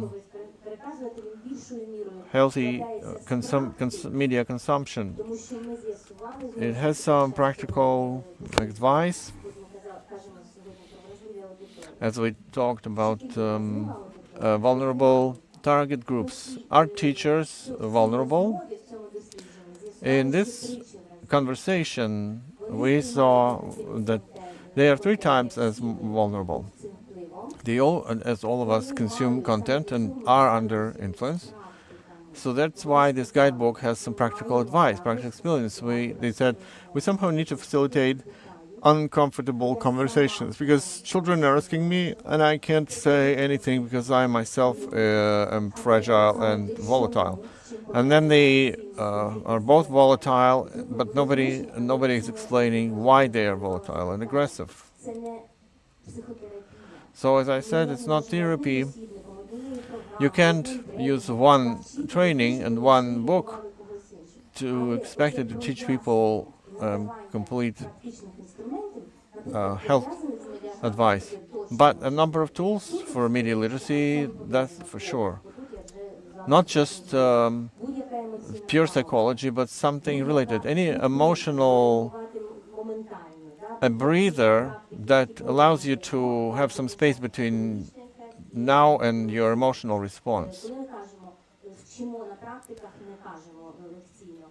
We don't lecture them. We show through exercise how to control the media consumption, how to control the time you spend online.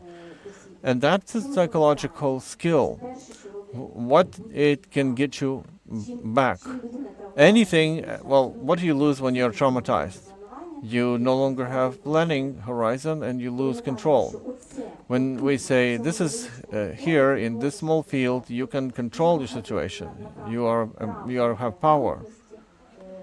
So a lot of these practical skills lead you through media literacy to media creativity, which can help you wherever you are, wherever you work, and you have direct connection to media literacy. So we can find it on your website. Detector Media has the podcast, same topic, but in simpler language. So, Diana just mentioned this experience that you had a group in the Museum of Second World War. What about this event? Is it rather a support from a secondary trauma, or is it post-trauma support? How effective was it? It was secondary trauma rather for trainer, because I realized I have to build a completely new form of doing trainings. For instance, when we teach them to double check, to fact check all sources, don't trust automatically. So we needed to build training in such a way so that our students would trust historical facts, historic documents, archival witness accounts. So we needed to break the approach for doing the training, and of course the trust. So for me, the most important in this media literacy and trauma, before we designed the training, I realized that I need to avoid creating any new trauma. And that's why when we talk about Russian narratives, Second World War stories, the most difficult was to select the topics we could work with, not to be prone to conflicts. We realized it's a very sensitive field of family memories. Our senior students, for them, it's probably the only emotional bridge with the memory of their ancestors. So that's why we spent a lot of time to select a document and historic artifacts that the National War Museum have war resonance. And it's so great that we had several groups. We worked with smaller groups, although we were warned, don't use this with this category of people. But this group was very active and very successful because we looked at Black Scroll stories, occupied territory stories, because unfortunately they are not far away from today's events we're living. And so that was the kind of cautious approach. So we proved working with trauma, we only used telephone only to pick up the phone call. So all of these life ordeals, occupation and relocation motivated them to buy a newer phone. So they are now lost their family, their connections, and they lost their usual communication channel, a button phone. Now they have this abomination they have to work with. So it really helps for traumatized, because at least they can have another communication channel. And thank you for this course, the organizers, because we had separate topics, how to talk with relatives in occupation, because how much aware of your security observations when talking to occupied territories. And as Tatiana mentioned, how emotionally you respond to news, how this emotion response is being weaponized. So can you treat this trauma? So then they can make videos, and this gives them psychological rehabilitation, because I am now a witness. So this specific group of people, 20-25 people, in our seniors, in our family members, do they all have gadgets and computers? Far from all of them. So who will buy all of these things for them? That is economic dimension. Alina and Oksana,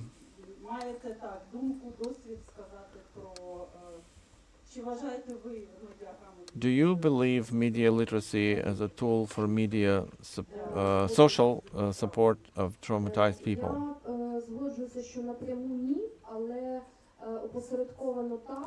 Indirectly, yes, because it's still talking to the group,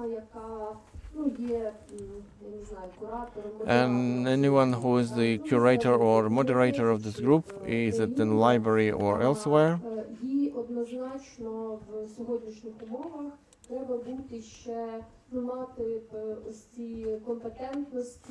they require specific competencies to work and communicate to people who are traumatized, because we are basically all traumatized. And the people who are in vulnerable groups, for them it's even bigger trauma. So that's why maybe indirectly, but closely resonating. Keep the microphone. I'm watching the time.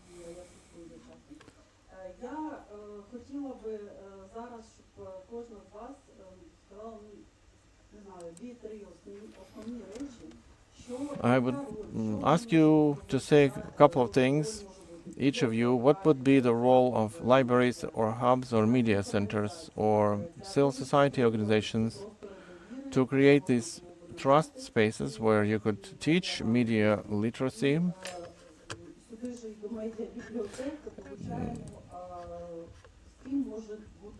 Also libraries.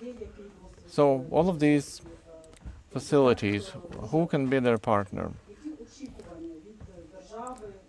What are the expectations from the state and the businesses from partnerships like this? How can we place them or find a proper place for them in this patchwork of organizations? Civil society organizations that have been working with this for a while.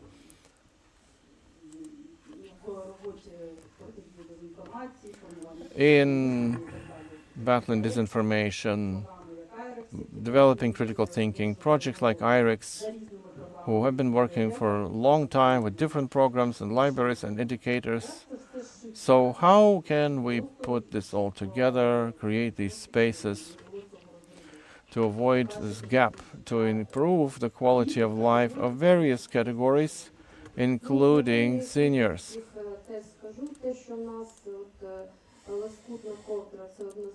So it's a fact that it's patchwork.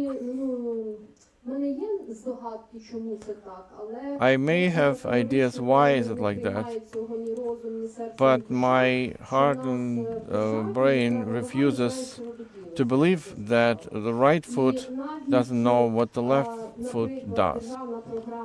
So, for instance, the state program on digital education hubs, there is a project of media literacy filter.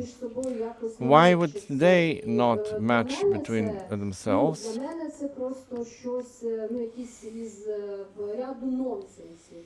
So that is nonsensical for me. Why is it like that?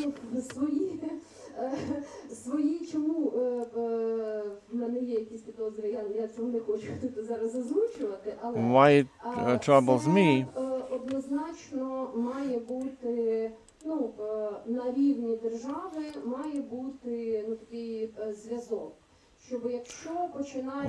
Where the state can play a role is by maintaining connection. If one ministry has this initiative, it should be forwarded to all other ministries. So should it be a national agency? Oh, you know, so many national agencies are there. I don't know how to call it, but maybe some regulator. Well, any ministry can do it. Where's the entry point that you think?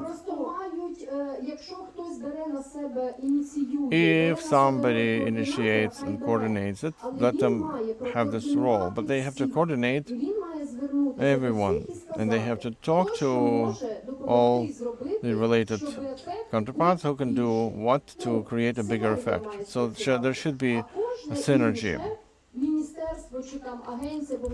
And all the other ministries and agencies, they have to say, we can do this and that.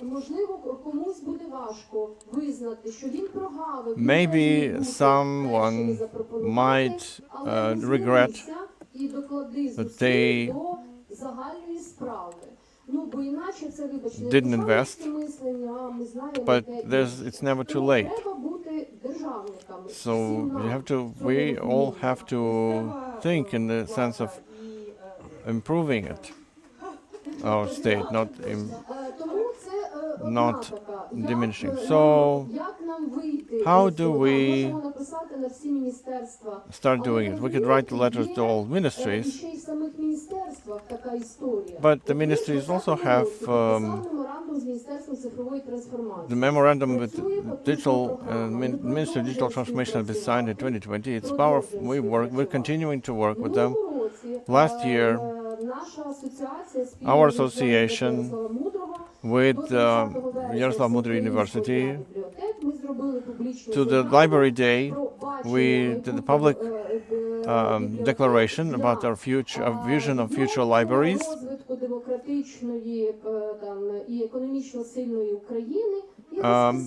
How to recover Ukraine to democratic and strong, and we put there what libraries can do as a social institution, where central authorities, local authorities, or libraries themselves, what they should do for this to happen, and send to all central authorities that we cooperate. We didn't send to Ministry of Defense, not the point. But we received the answer from the Ministry of Digital Transformation. They said, libraries is not our business. Yeah, so that's Ministry of Digital Transformation. So what did they answer? Nothing. At that time, even the Ministry of Culture on our letter to them, that we sent them, and then the presidential office, and only presidential office sent it back to the ministry. So we need synergy on that level.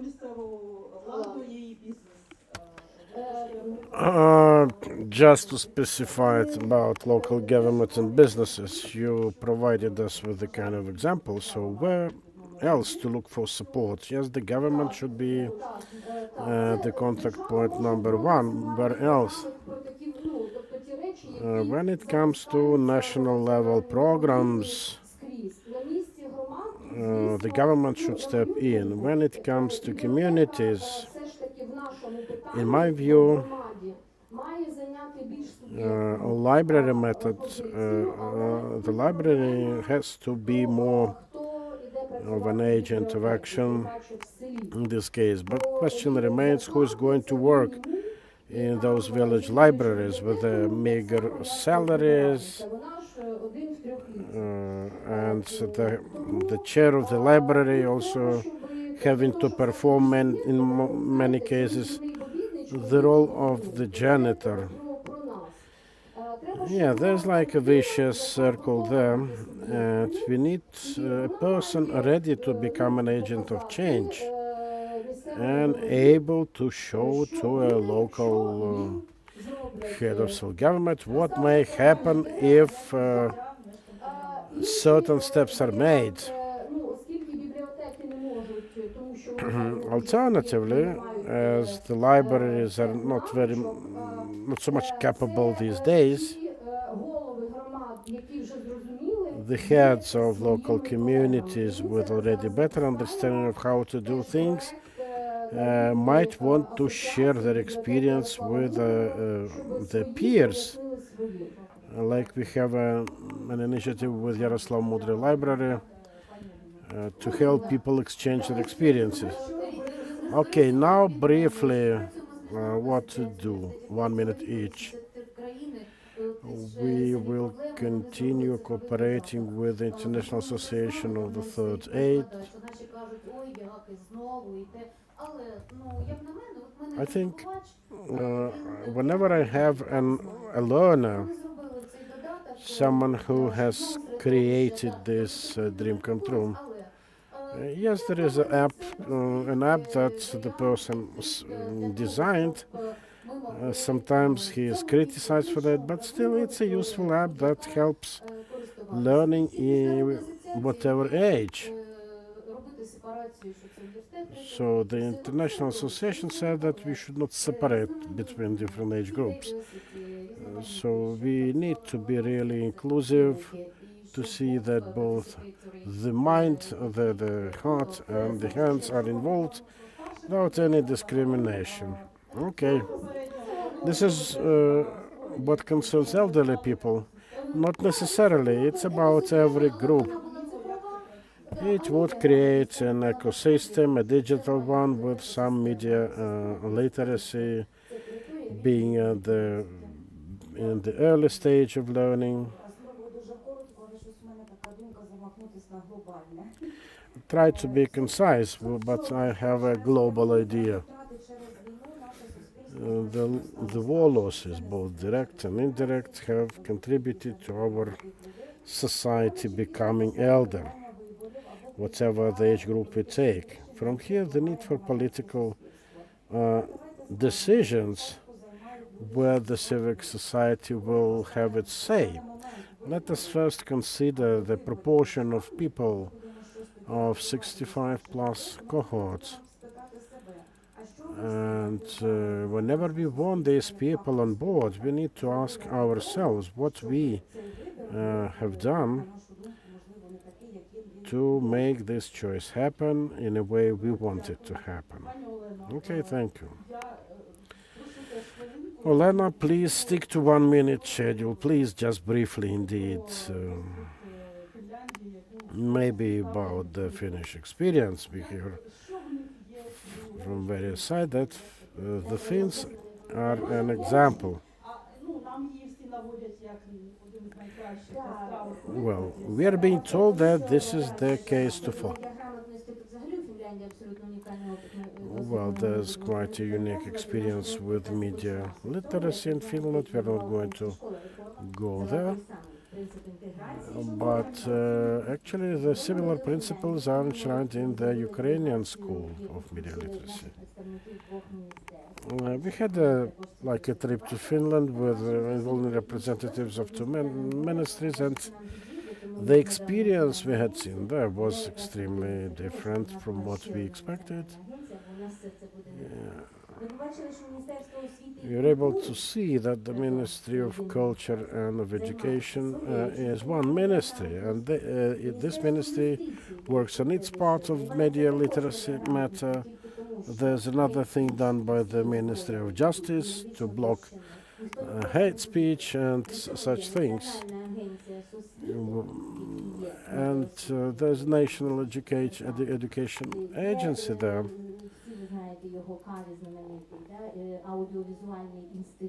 And they have Audiovisual Institute, the famous one there, and they never duplicate each other. They have a clear separation of authority, and not a single teacher is getting any sort of advisories or recommendations from anyone, but rather they have a list of magazines they can select from. So teachers are free to select from the range of curricula he wants to teach. They can solve it with the parents of the kids to identify which program serves the best.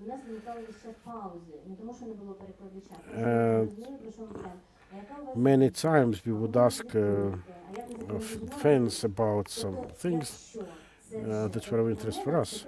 We were met with silence simply because they could not comprehend this backward mentality we represented.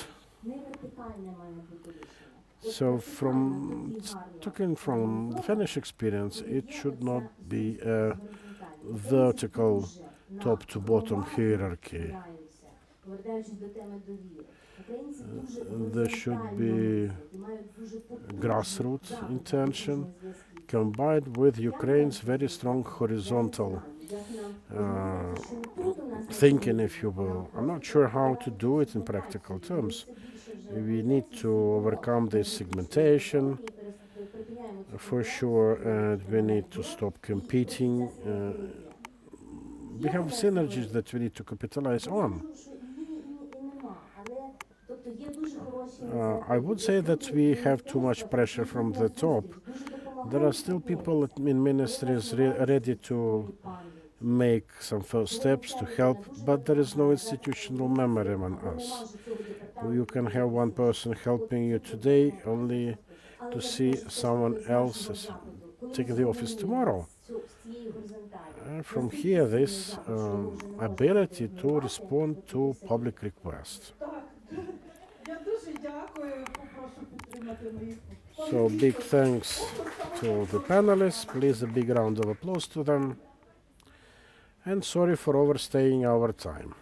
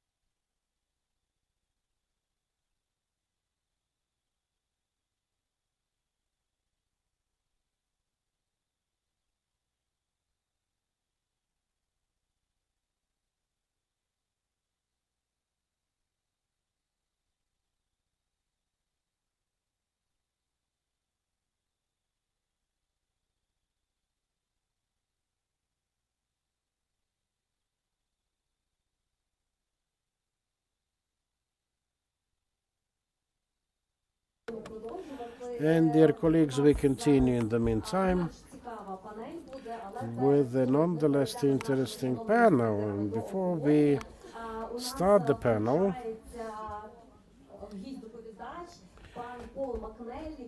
please welcome a guest speaker. Please meet Paul McNally, guest AI advisor at IMS, to tell us more about AI and how it is disrupting the existing media business models, how to pull away from big tech platforms for journalists. Please, over to you, dear Paul.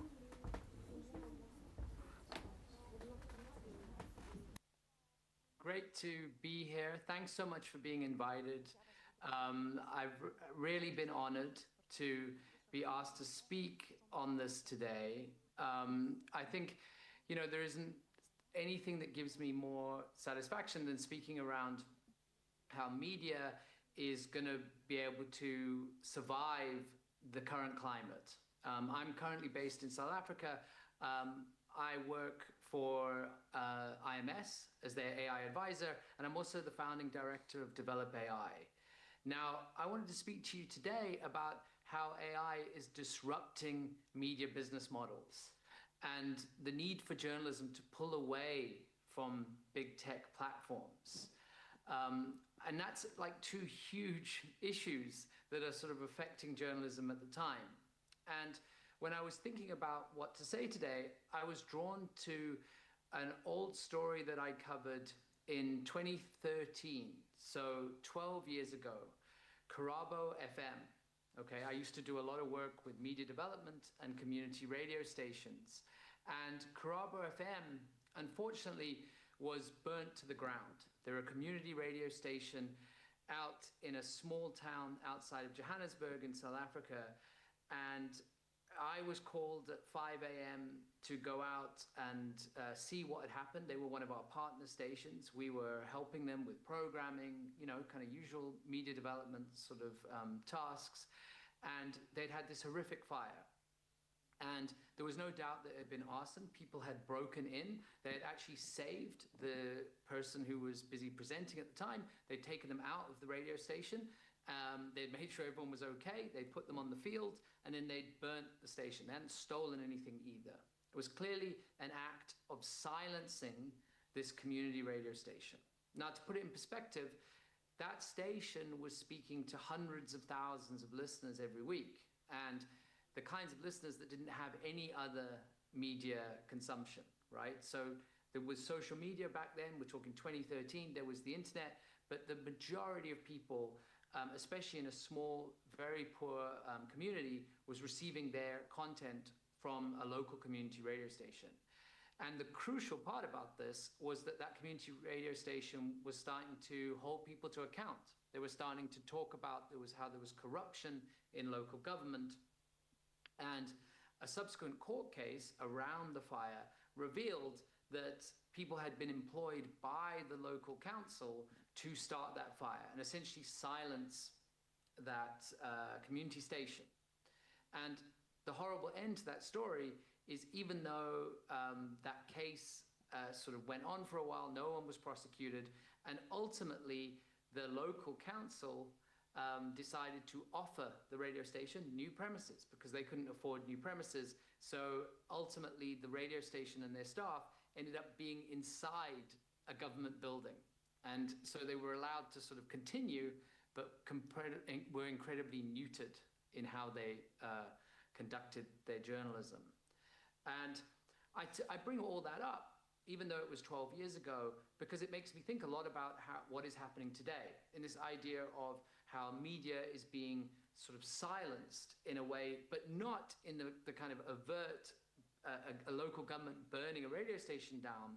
What's happening is we are losing our infrastructure. So in a similar way in that a radio station is infrastructure, the internet, the web, where we have made our home for journalism for so many years, is disintegrating because of AI, right? We have already become aware of the small AI summaries that are happening in Google, but it's much more prevalent than that. Really, what's happening now is that bots are busy scraping huge amounts of the web, and large amounts of websites now are really only being seen by bots rather than humans, right? And I've sat at journalism conferences for the last 15 years, and people have been lamenting Google Ads and Facebook taking the money and the finances away from journalism. But I hate to say it, that we are going to actually now be sitting in a few years and sort of reminiscing about the great times of Google Ads, because Google has decided that they're going to disrupt their own business model, which is essentially an ad sales business, and they're going to compromise that in order to make an AI play. And what that means for us as journalists who have built their loyal followers and their entire business models on the web, because 12 years ago we thought, oh, maybe we should build them into Facebook, and now that was a platform, and we did that, some of us. And now then there was a movement to the idea of, okay, you must at least have a website and you can bring people there. That's a place that's safe. The trouble is that if no one can search for you, or if they find you through ChatGPT or another LLM and there's no click-through, they never come to your site, then two things happen. First of all, your monetization, your business model is so compromised that you can't survive.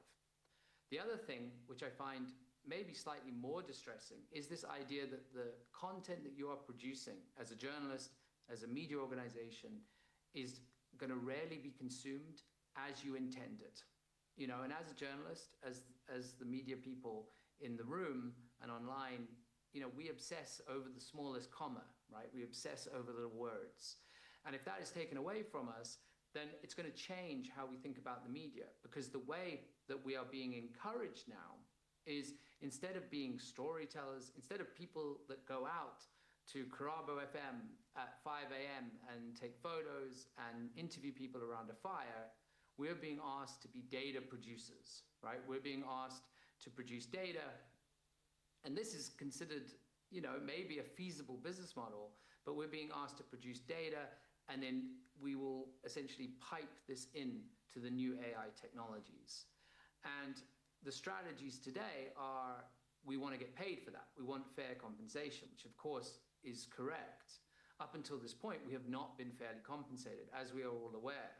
I mean, as wondrous as AI technology is, and as much as I help media organizations around the world to implement it in ways that can help their newsrooms, we have to address the fact, or be conscious of the fact, that the whole technology is built on fraud. It's built on copyright. And that isn't a hot take. That is something that we all kind of know at the back of our minds, but we're sort of choosing to ignore. Or even if we're not ignoring it, we can't do anything about it. So we're being asked to just produce data. And I wonder what that will do to the profile, to the person who wants to become a journalist or a media practitioner, if they don't have the ability to put their name on something, if they don't have the ability to craft the story as they want. And it's a bit of a taboo to talk about journalists as being ego-driven, because they are trying to ultimately create positive impact. There is an ego component to that. And I think if we take that away, and there are startups now, I'm thinking of a couple in India, where they have very overtly said that the content that their journalists produce will not be seen by any audience member, right? They will literally have a database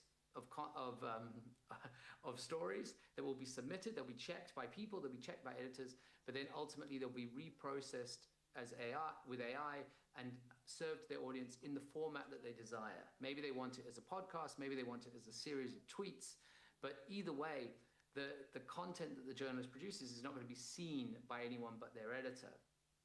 And I lament this. I kind of worry that what that will do.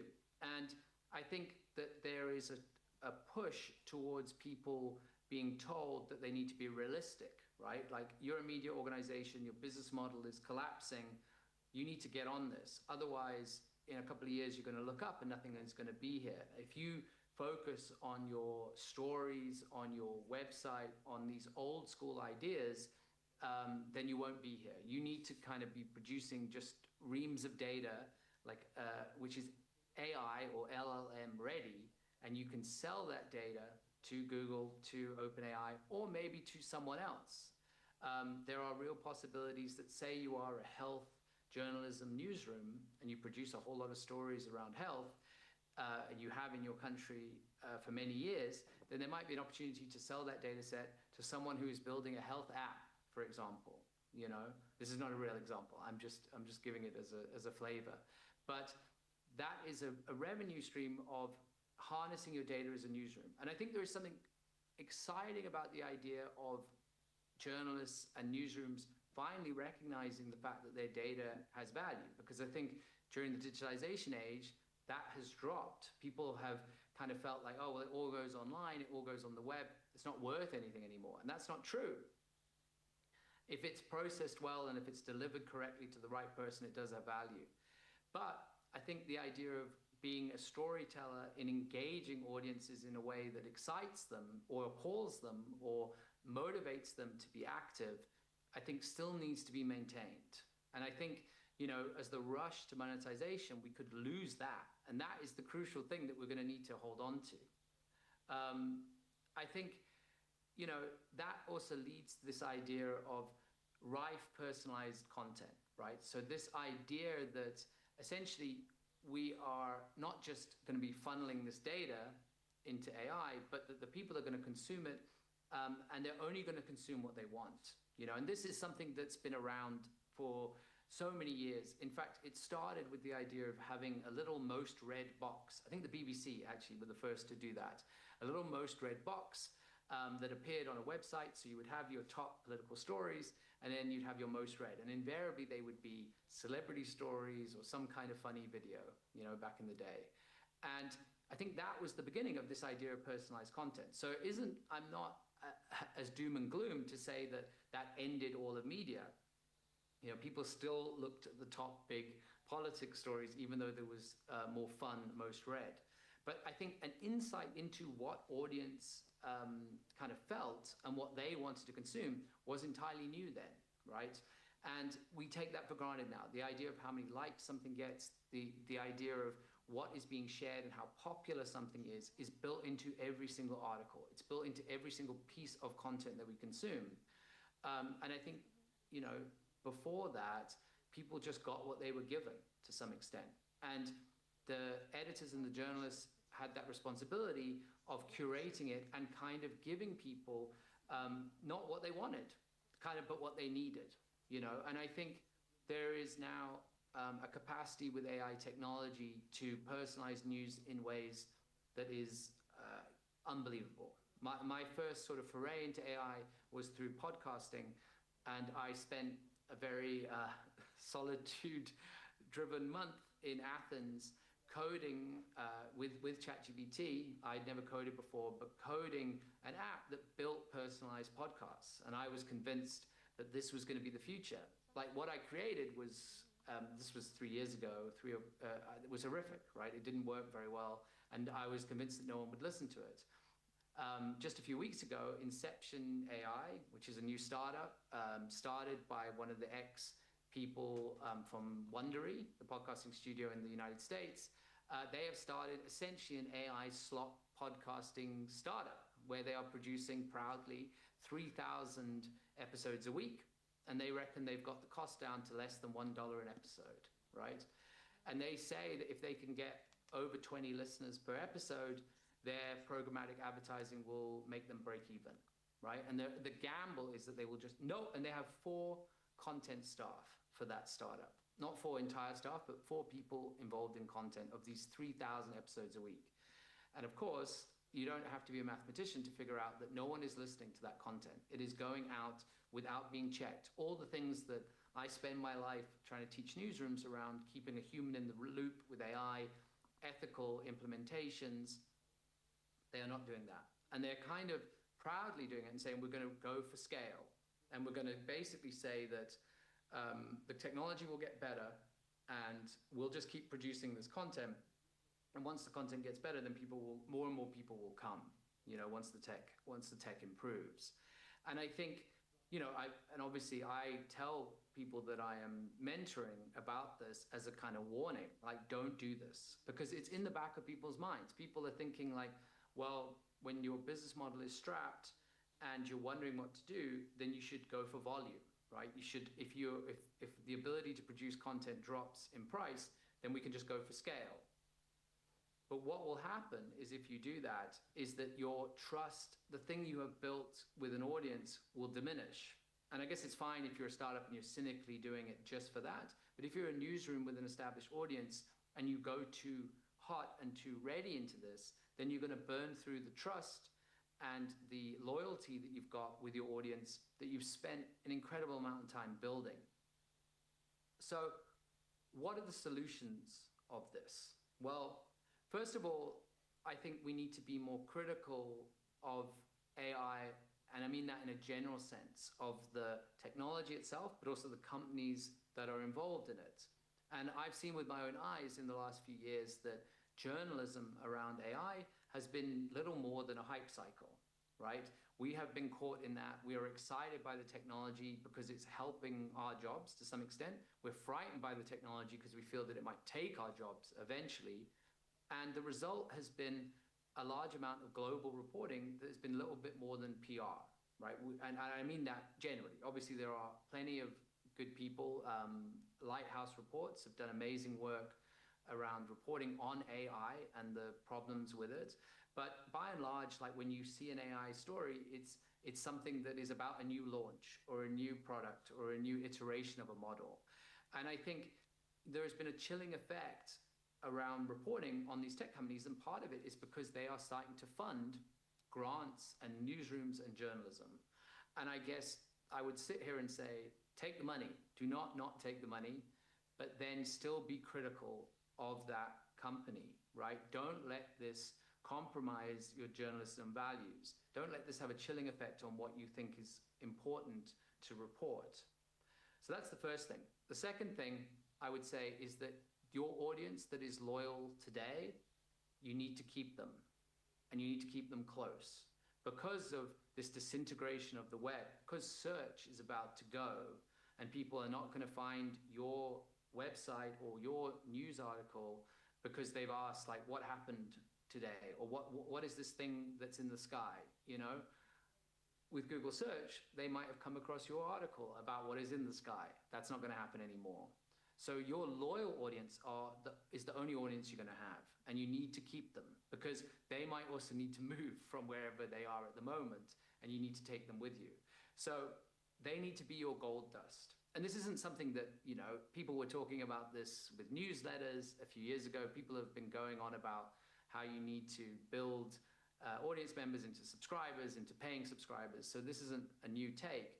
But I think people need to take it more seriously than they have in the past. This isn't a nice to have. This is the only people you're going to have as any kind of newsroom, big or small. People that want to come to you, right? And the third thing is we need to start investing in our own technology, wherever we are.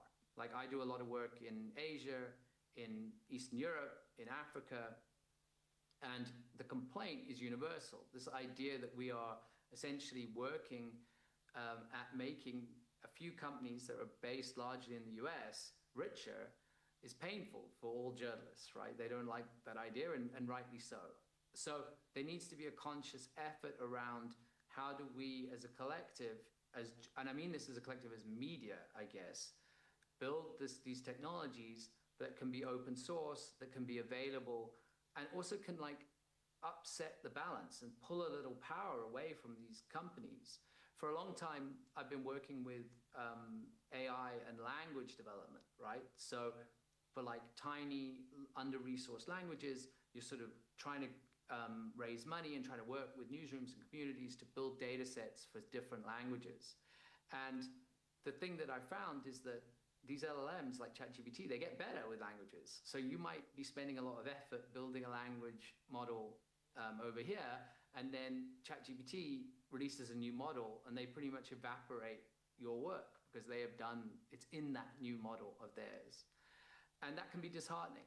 But at the same time, I think we need to be like okay with that because ultimately that's closed source and we want an open source language model or whatever the model is that we're building. We want the data to be available, right? We don't want to just sit and wait for a closed model like ChatGPT to just build something that we just use for everything all the time.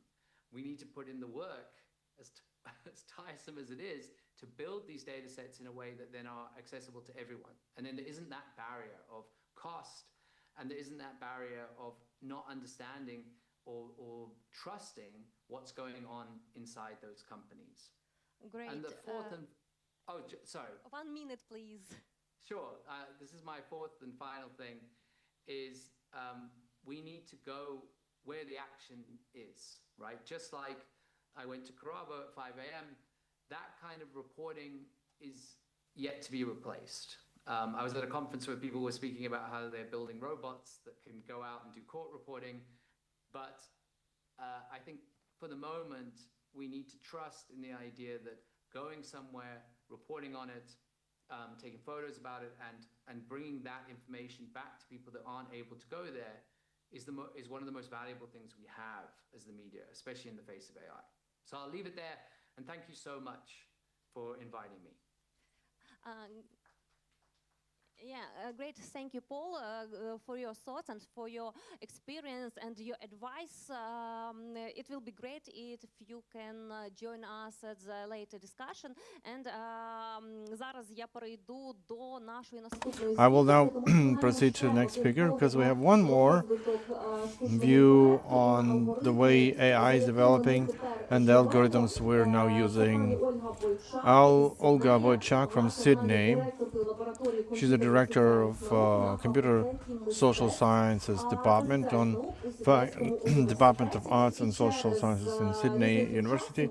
Because of the difference of time, we have only video from Olga, but it's a very exciting recording. Anyway, before the final discussion, we run this video.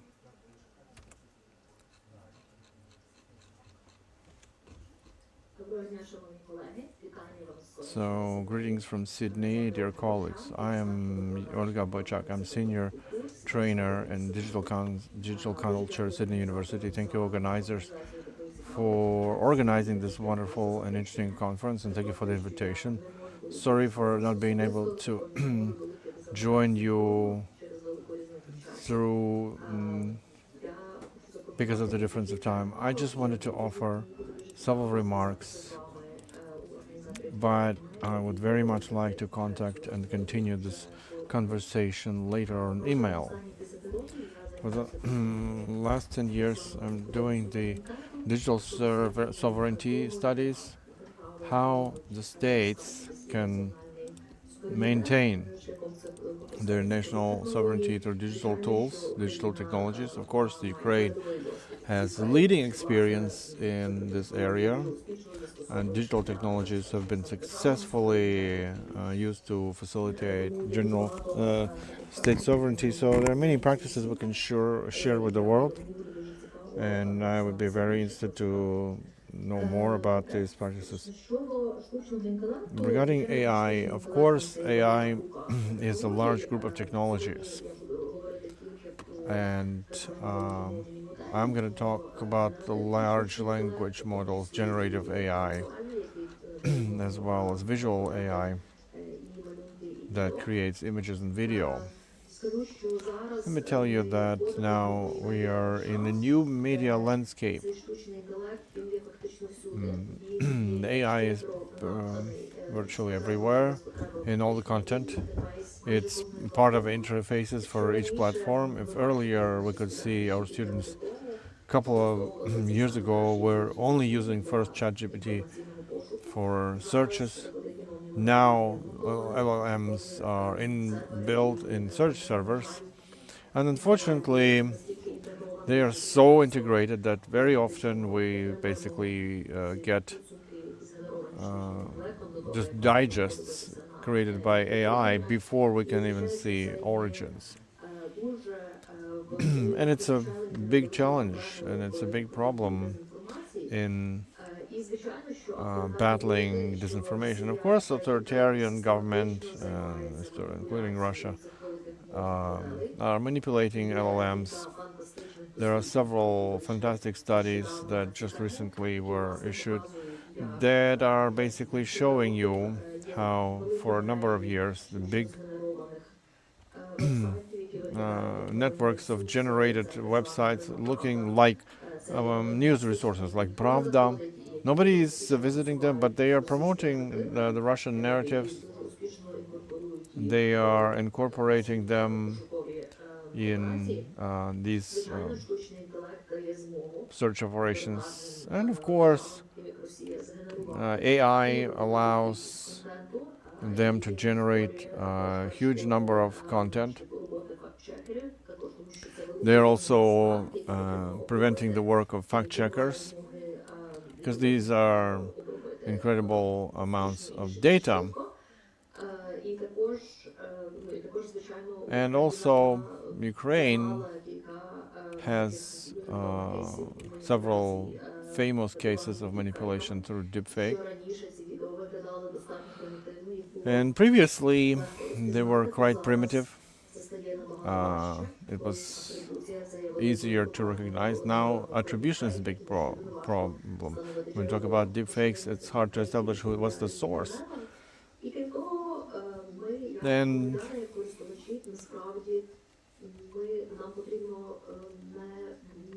as users, we shouldn't expect that we will always tell the difference. There are several reasons. We ran a study in Australia on TikTok when we showed users two photos together. One of them was generated by AI. And it was a big survey that showed that most people have no way of telling the difference of AI-generated content from real content. So we should not expect it to be so. We should assume on social networks everything with skepticism, but also not to go overboard and do not distrust everything you see on social networks, because social networks are a key channel of communication, and that's why it's important that a lot of that content can be AI generated. Second nuance is that the real content and the content created by AI can be very blurred. Many of our devices on iPhones, all pictures that the user is making with iPhone, they are all digitally manipulated. So they are generated by AI. So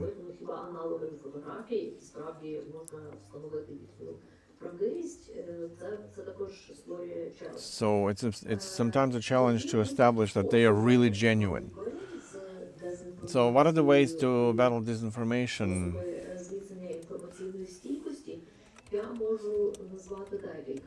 And information resilience. Well, of course, there's much less resources available to spread media literacy, and unfortunately, in these conditions, it's hard to teach media literacy where there's less and less resources. But it's important also to implement digital trainings among young people.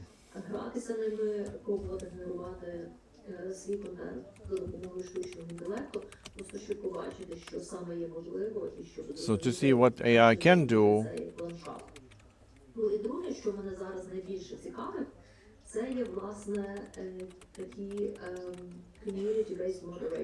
community-based moderation.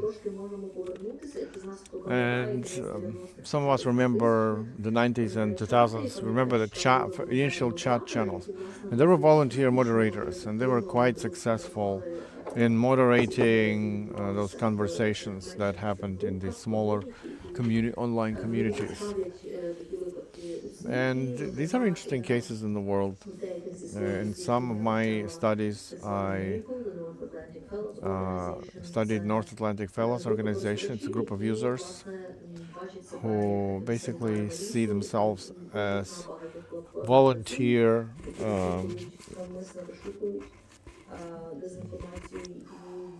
disinformation watchdogs. They monitor a particular platform. They ridicule misinformation by doing so, conveying the message to other users that it's disinformation. So it's an initiative, it's a grassroots initiative, and it's an interesting one. And thirdly, we can use AI to identify other AI or manipulations.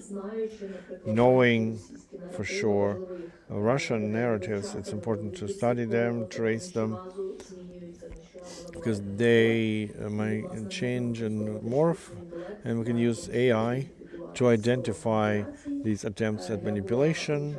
I was a participant at one of the research projects where we measured the responses in social networks, and so we saw how users respond to disinformation. And we designed some models. We could see immediately that some content is disinformation based on how other users respond to it, and so important was content. The algorithm didn't look at the content, they looked at social response. So we can use here AI to identify such attempts.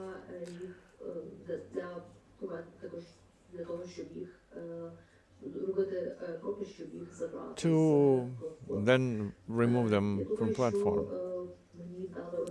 So I was given 5 minutes from the organizers. That would be all from me on this topic, and I will be very happy to continue talking about this. I will be very happy to receive emails from you, and thank you for inviting me.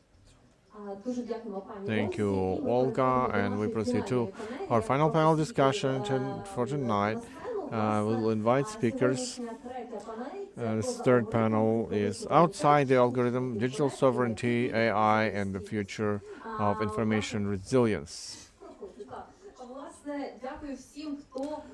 So we want to thank everyone who stuck with us, because such a concentration of interesting insights. But to wrap, we will talk about AI, what's available, what threats and challenges exist, what can we do with it. Do we have fourth speaker, Julia Dukac? Please bring her on the screen, and I will present those who are here. So,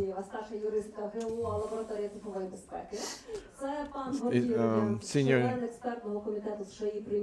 Director, Ministry of Digital Transformation of Ukraine consultant, Alexei, advisor on using generative AI. Yulia Dukac will also join us as a media analyst from Open Minds, but I still don't see her on the screen. Oh, she's joining.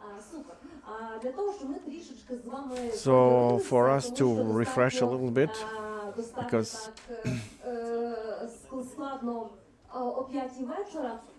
it's been a day packed with information. So what is your first association with what AI is doing with InfoSpace? So let me start from myself. I would say that it's some optical phenomenon, but also it's not what it seems.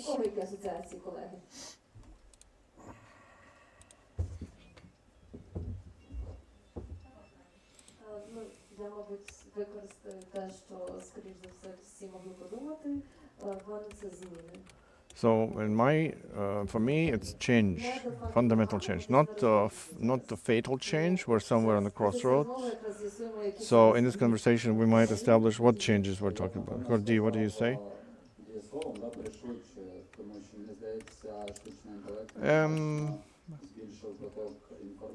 It's speeding up the stream of information, the news and the advertisements. So the speed itself is a challenge. I don't have any fatalist word for you, but future shock would be the word I would choose. We don't seem to be ready for what's happening. Yulia, what do you think? I can't change between two words. Imitation, like imitation of reality, and second is targeting. That's what we forget often when we talk about AI, is targeted messages. So next question, would you share a case that impressed you the most and drew your attention, a case of using AI? So Nature on Technology has an article that scientists using Gemini AI and ChatGPT, they created images, nano images visible under microscope of different materials. And there were 5 types of microscopy. You could even see atoms in there. And they took 6 real images, and these 6 pairs of images, 1 real, 1 fake, they sent it to 250 scientists all over the world. And those are people expert in nanotechnologies, what materials are made of. What do you think is the percentage of scientists, experts in nanomaterials could really could tell the difference of AI generated and real?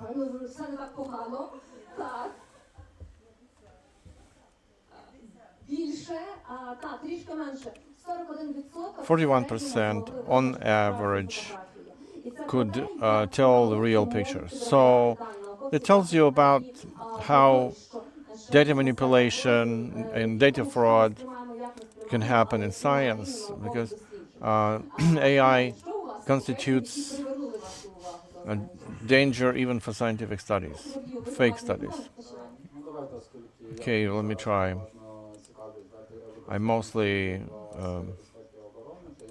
I'm interested in security, use AI. So Israel used AI, decision-making that basically led to... So the decision on hit a target happened 30 times faster than without AI. Coming back to speed, so the danger can be not only how it's generated, but the potential itself. The possibility to even scale up. And regardless of whether it's a state or private people, they are not ready for that speed. Tatiana, what do you say? I remember a discussion that I had on a workshop just recently to use AI in investigations and protection of whistleblowers. Remember, if we keep some information working from security, if you're a whistleblower about corruption and security services are tracing you, it's very easy to trace electronically. So all those popular online meetings where you can talk, it's all great.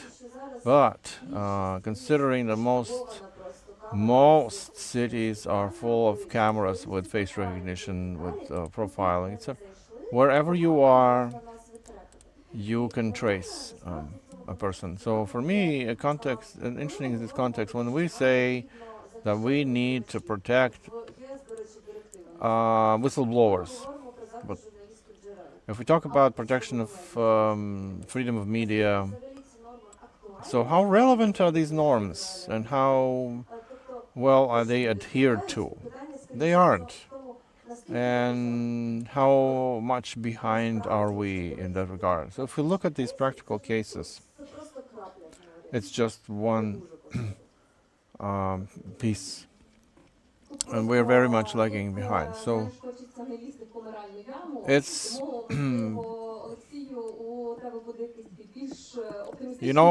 it's hard to stay optimistic talking about this. Do you have more optimistic cases? Well, I have a million of them, but for what impressed me the most, probably it's how the state, DIA AI, the state is using AI. We're the first. We created this assistant that not only answers your questions, but it is an agentic service, creating certificates or tax returns. So this case is important because it's a symptom, it's an indicator that we're moving from digital state to agentic state. No longer we are just digitizing documents like DIA, but they create products for you. And I always say that it's an example where it's an example for businesses. Many businesses don't have it. When, if I go to the website of Silpo, Rozetka, shopping malls, I can't write a request and get a product. I'm manually using filters and categories. But I need to be able to write. I need this for dinner, or I want to make a present. So it's still not doing that. So, dear AI, I think we will see it pretty soon. Yulia, what do you say about cases? As soon as we see that in business, we will have problems with anti-monopoly committee because of intransparent decision making. I have a different example, and it's very impressive, and I still want to. I'm still. As that Olga said, how LLM build networks, and this Anthropic investigation with Alan Turing Institute that showed that 250 units of text, that it's a huge data set that are used for LLMs. It's already enough to infect the algorithm. So 250 articles about one fake, and so it will be in the information blank spot. They already can infect large language models. So that's what really impressed me. You don't need millions of articles. You have 250 texts is enough. So that's why there are these hundreds of videos with Ukrainian military as infectious, but we'll talk about it later. I want to pass the floor to Alexei. I know you're doing dozens of trainings for businesses, for civil society organizations, for the public sector. You've become one of the sectors, Dia Osvita, with AI, but also you joined Google AI course.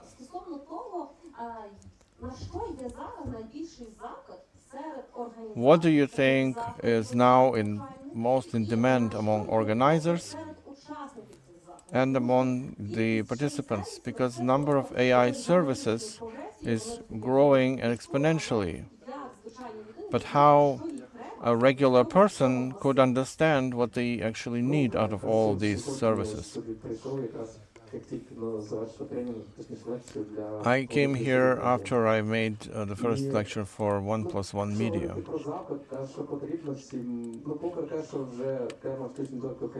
AI as a topic has been discussed widely. I see companies big and small, they are on the initial stages. There are still not many requests from companies or states. We experimented a little bit, but now we need to know more. Most are only starting. So, of course, the employees are using and trying things out. They're paying for their own experiments, but it's not a systemic work. Because whenever somebody comes with a request, could you teach me AI? Yeah. Where do you want to be in 3 months or 6 months? We will do your study. There will be a feedback. Everybody happy. But what next? What comes next day? So there is no systemic work. There is no strategy, and there is no vision. There is no some kind of roadmap, at least. Training is great, but that's not enough to actually be moving. But there is the trainings are in demand, and it's great. Not because I'm making money on this, but because for a company, it's certain progress. your employees are getting practical skills. So talking about free courses or commercial courses. I specialize on other things, on personalized educational initiatives for media and businesses, but not for massive course. It's a different story. But I don't like it too much because we go outside, we get 2 or 5 people and tell them to study. Who are they? From different walks of life, different expectations. Some people need one thing, other people. So for me, much more productive is if I invest in a company, I make training personalized. They don't need to know everything, they only need to know what they specifically need.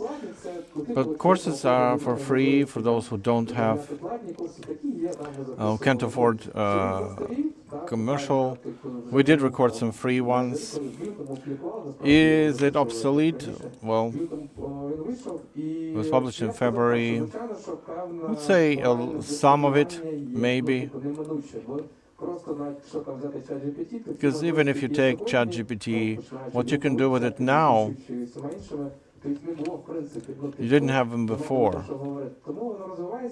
So yeah, it's developing, it's dynamic, and it's great. You can't become an expert in AI in 3 days. You have to keep doing it. You have to experiment, do R&D, and do testing. I have another question. Do you see when you work with different people that they have some fears regarding AI? Like one of the studies that was published on European Parliament website, and it was about children. And it said adults, because they are afraid that their children, by using AI, will encounter cyberbullying, or that AI leads to more cyber fraud. Other people are afraid that AI will take their job. Do you see lots of fears like that among people? Just today I've asked the journalists about the same thing. They are not afraid mostly because they understand the limitations. Fear is something irrational. If you understand that the current generation of generative AI cannot build actual relationship, AI will not build you an atmosphere of culture in a team, will not express leadership, will not conduct some offline event. So it's not robots sitting here. So we don't expect it to do, but people can do. So responsibility is the key thing. AI as a system will make a mistake.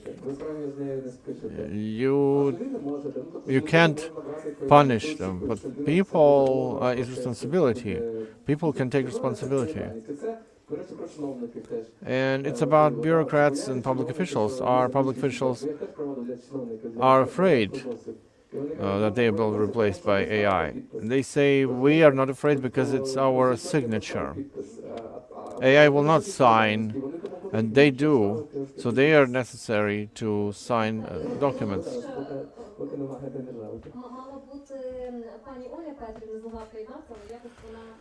Olga Petriv had to join us, but during the conversations she said, who is the author of text that you publish, or music? Is it you or AI? So at the moment, general understanding that whichever you publish, you are the author, because AI cannot have the copyright ownership. Although media lawyers, they argue about it now. So I want to pass the floor to Yulia. Since Yulia is researching disinformation, so to your understanding, how disinformation architecture has changed together with AI?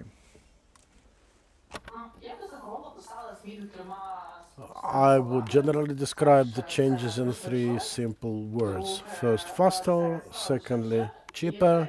Third, more targeted.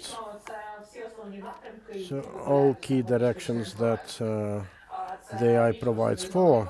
So more personalized content, more human-like, better able to promptly respond based on monitoring systems and algorithms, not dependent on human activities, faster to make decisions, and it's really inexpensive compared versus a whole office of guys somewhere in St. Petersburg.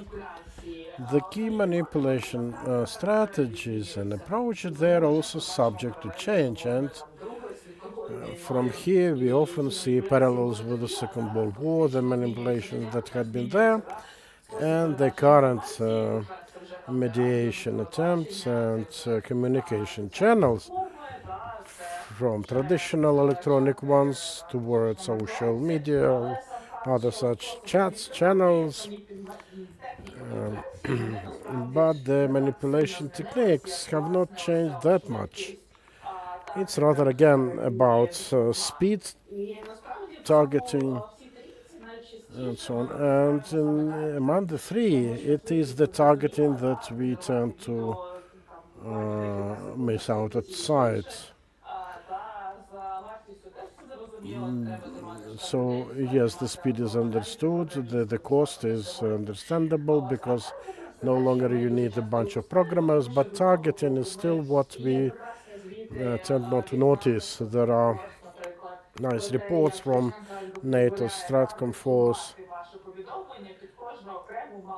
about specifics of targeting of your messages for each specific target groups, including place of residence, income range, age, whatever.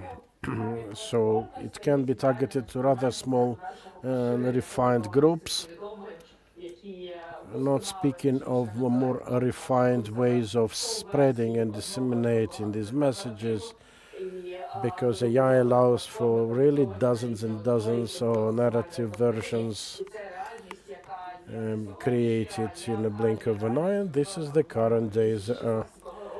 A reality that effectively started in 2016 were faced investigations into the Facebook impact on elections in the US had taken place. So we are still looking into bots, kind of writing comments. We try to see what Telegram does, what other platforms do. But we understand that the content is increasingly becoming more human-like, more unique, with each comment being more similar to what an individual, a live individual, would have done.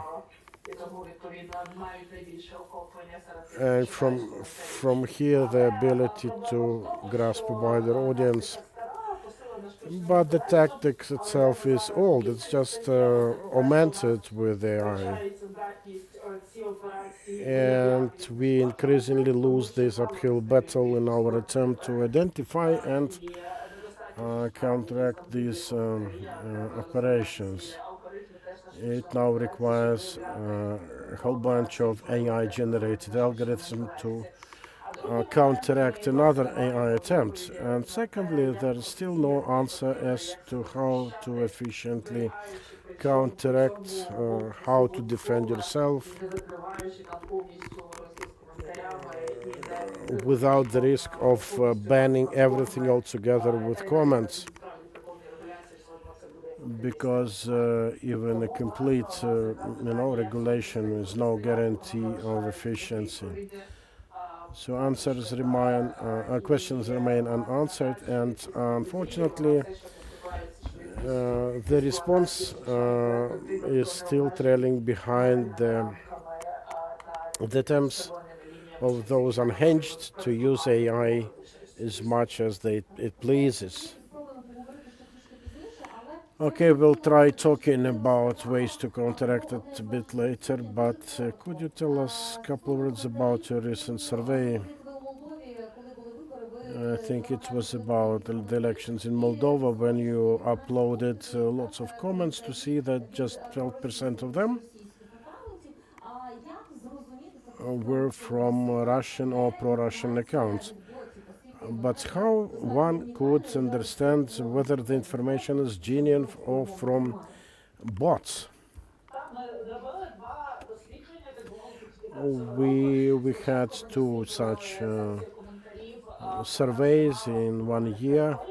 We used Telegram channels on temporarily occupied Ukrainian territories, the Crimea, Donbass, Kherson, Zaporizhia Oblast parts, and we identified about 3,000 bots managed from Russia that generated more than 300,000 comments in those 250 channels in just 3 months.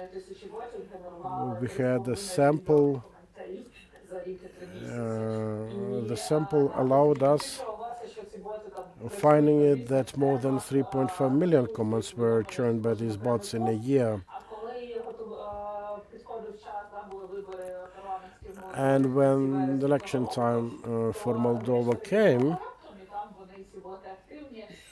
those bots became agitated, and we looked into a sample of comments from the Moldovan Telegram to see the same bots actively working. Well, they've been legitimizing the occupation, and the same bots were quite active during the Moldova election, actively spreading Russia narratives with a critique of pro-European forces, the attempts to discredit the pro-European parties, Maya Sandu herself, calls for anti-government protests and so on, and we identified every 8 comment in general political Telegram channels of Moldova. So every 8 was written by a Russian bot. And that was again only within the scope of our survey.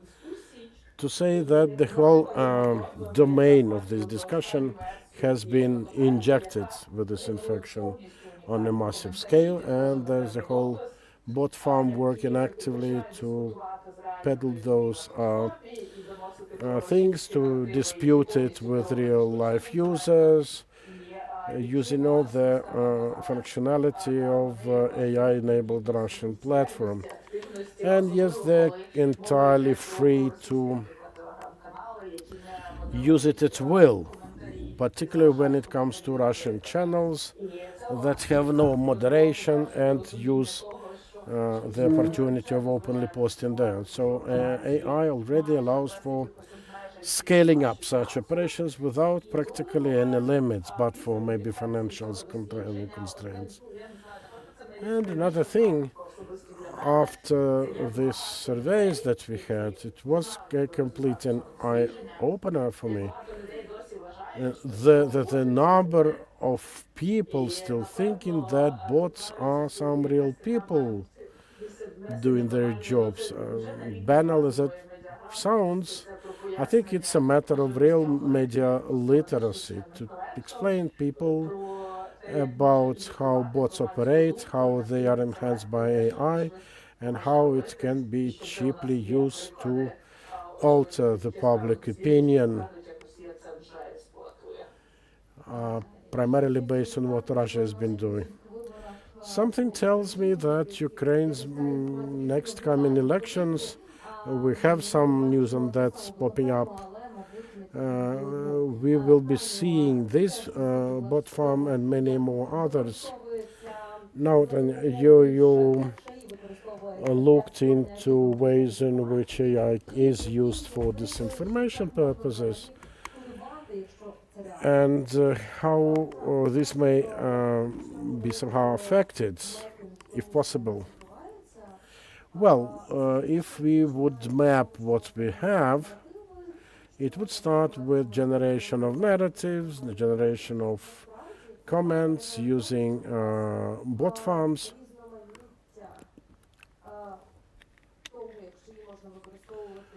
But the thing is, in the variety of options you have, when it comes to manipulating one's consciousness and somehow fiddling with domestic or foreign influence. Phishing letters are extremely easy to churn. I think everyone can relate those surprising prizes or some other things. Like journalists and media representatives would have more than once invitations to events. Imagine an invitation to participate in a human rights protection related event. Many of you could relate, no triggers to become somehow be wary of. The only thing you need to do is just use a Google form to register. Then suddenly it happens that your Google login credentials are needed to do this registration. In practical terms, this means that you leave voluntarily your data to an unknown but very real abuser who will be using this information. There's a whole bunch of nefarious internet activities that are very much focused on people who are valuable members of the society but are nevertheless vulnerable. And Julia is right. The more sophisticated the processes become, the harder it gets to somehow identify that. And what nags me most about AI is that we haven't been able to deal with the range of problems with AI we identified good 3 years ago. You remember this deepfake video with Zelensky? It was a huge success, if I must say so. But before that, early in this full-scale invasion, there was a much worse scenario when someone posing himself as Klitschko, the mayor of Kiev, tried communicating with mayors of Europe's biggest capitals with quite some success. And this says that you can have deepfake operated in real time, and this potentially affects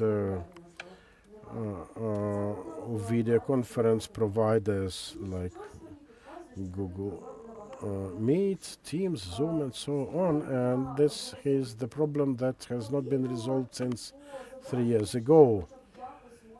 When it comes to visuals, there is some chance of you to finding the truth, but well, this is not all of it. I do remember a case at one of the trainings when we offered an audio to the participating journalists, asking them to identify whether the audio is genuine or not. And in 8 cases out of 10, the journalists were not able to deal with it.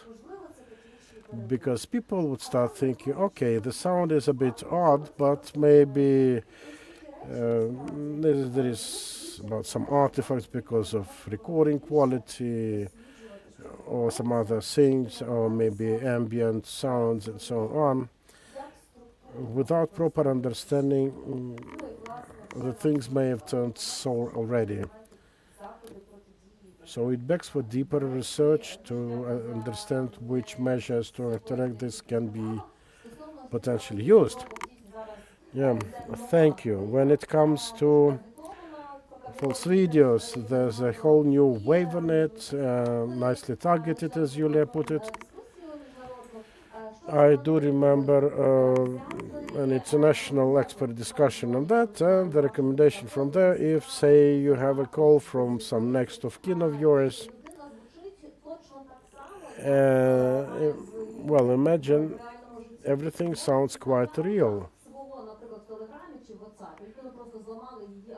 And imagine they are using an account they have in WhatsApp or in Telegram, and imagine the account has been broken into and there is no information for anyone that it has happened. So it's next to impossible to discern between these. So the recommendation was to try thinking about some sort of a token or password word or code word, or maybe a question that only two of you know about, in an attempt to try and save the genuine way of communication. So this is a recommendation from some of the world's top experts on that.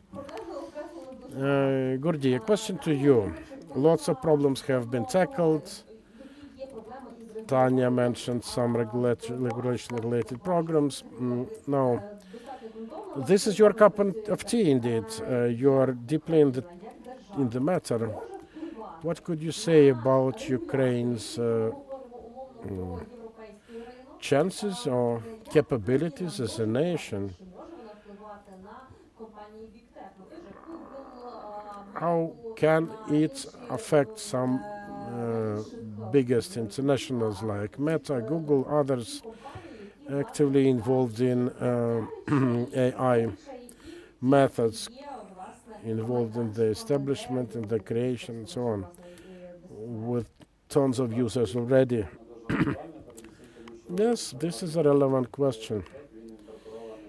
Every big tech company is incorporated somewhere in the US, maybe in the EU, elsewhere, so a number of ways are possible.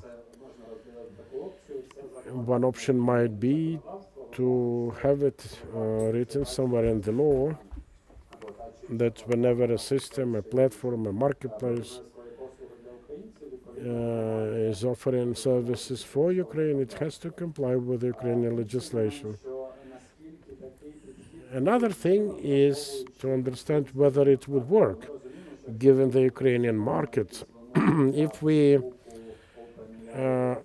become bold enough to offer some terms and conditions to Google, Meta, or others, to Facebook, we need to be clear as to what kind of leverage we may have.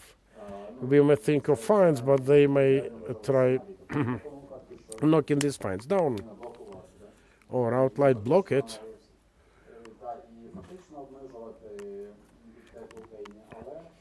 And that will limit big tech presence in Ukraine.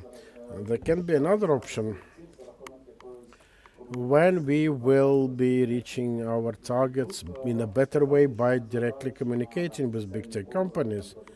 And I'd say that in spite of numerous falsehoods against Facebook, other such companies also in the US, they still remain open for cooperation with nations, and there were a couple of projects in Ukraine. I think Tatiana can remember. Those were with digital services, Facebook's AI, and so on. Big tech companies are a little red tape in itself. They have lots of internal procedures, internal policies, ethical codes, and so on, and they may be more suited for that type of cooperation. I think the second option is more efficient one. Well, predominantly so. I think we need to split big tech companies into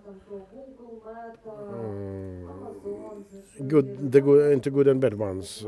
Amazon, Google, Meta, potentially we can cooperate with them. Potentially we can try and press on them via the European regulatory authority, like launching a dialogue with ERGA on the European level. There can be something. But what if it's a Telegram? But it's not a big tech as such. Are you serious? Well, in our Ukrainian context, yes, they seem to be. But speaking of true big tech, and these multi-domain platforms omnipresent in the world. And ultimately, remember the case with Telegram in France. Big tech companies are not uniform. They are not lookalikes. And even a given company can at some point review their approaches, like Facebook. They started with completely disregarding governments and then somehow changed. You know, within our discussion on AI-enabled platforms, there are lots of startups, like empty shells that may exist for a month, for a week, and then to go away. I think all this requires really strong infrastructural decision solutions, because not everyone is ready for a dialogue with Ukraine. We don't have contacts with everyone. Yes, if there are those willing to do so, we need to be to do this, but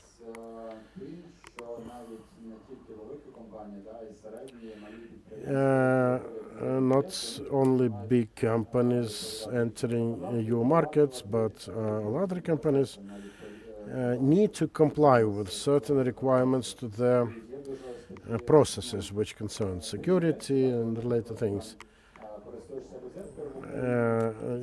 You probably know that different cases emerge. You can see a Rosetka site is completely different from what they have in Ukraine, with all GDPR compliant requirements fully compliant with. To say that in different settings it can look differently, and probably it's a matter of communicating with internationals entering the EU market to ask them for safeguards at the level of what they have in the EU, including the appeal procedure. But do we have already cases like that? Do we have some examples of such cooperation already in Ukraine? This is what I've mentioned at the beginning. This is what Tatiana mentioned regarding Facebook, disinformation, and so on. I work devil's advocate function today, and I can tell you that most of the companies like Facebook, Telegram, say, particularly the latter,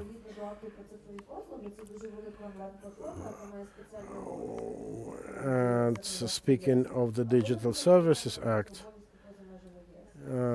they said that we are not going to comply with it beyond the EU. Rosetka is the same thing. They work like that in the EU. They have another standard, because Ukraine remains a test bed for different approaches.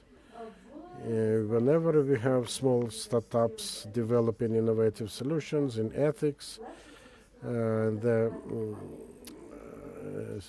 so here it's safer. You can do it with lesser chances of getting fined if you fail. And this is why I started with integrity.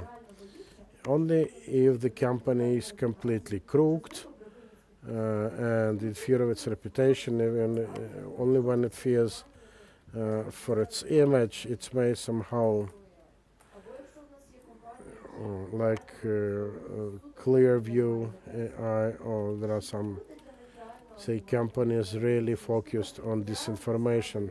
Not sure they will be bothered with reputation risks. So I think it begs for some soft solutions for those potentially able to listen.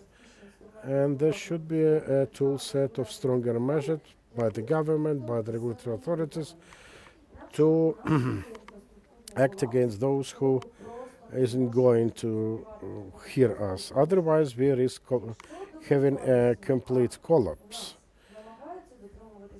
If those working with integrity will be trying to comply with the standards, but those bad guys who completely disregard the standards will face no consequences whatsoever, then the integrity will ultimately fail because it won't be profitable in market terms. It's not just about human rights. Okay, and as time is running out, just a brief round of blitz discussion. Dear colleagues, we have professors, trainers, media representatives, all sorts of professionals from the media domain. We do understand what the government is doing. We don't know what big tech companies are doing, what crooked guys are doing. And we are left with one question: what we will need to be doing, what furthermore the general public will have to do to be still able to use AI as a useful tool. It's like, a kitchen knife. It can be a very important kitchen implement, or it can be a weapon. So what we and our audiences will need to do to defend from this disinformation, information spinning, but please be limited to 2 minutes. Julia, start with it. That's a challenging question, and 2 minutes won't be enough. Let me add one first consideration. Whatever our intentions are to have blacklist and whitelist of platform, I think the very rebranding of Twitter into X showed how unstable a thing can be. And another research published by Reuters to say that despite all the compliance and positive image by Meta, 10% of the income comes from really crooked methods of advertising. Not to forget about a famous book, title about Facebook effect on emotionally vulnerable teenager and their intention to use it as a targeted group to offer them certain goods, products, and so on. I think if we remember all of this, we need to recognize that each and every platform potentially harbors lots of dangers and risks. And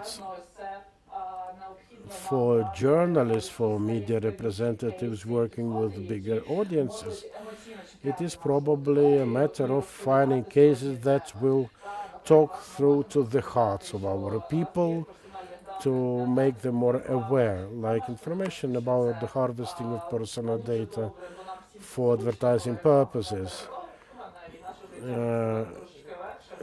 Because targeted ads may work for the best when it comes to easier selection of some presents, but we could tell the story when it affects the grooming of children, say, or when it allows unscrupulous politicians to flourish.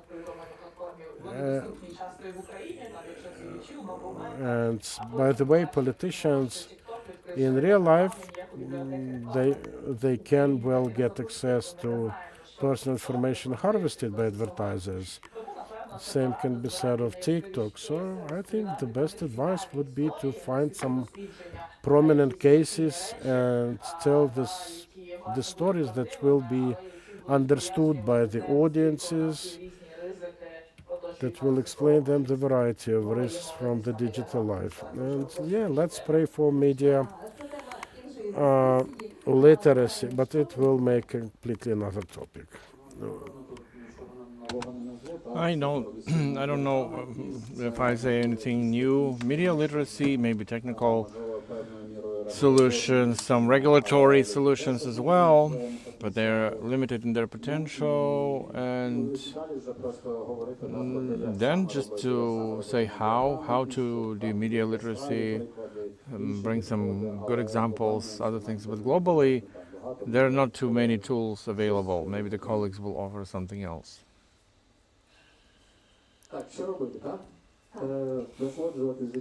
What to do? Well, enjoy life and use AI if you need to. But so using AI safely, ethically, and responsibly,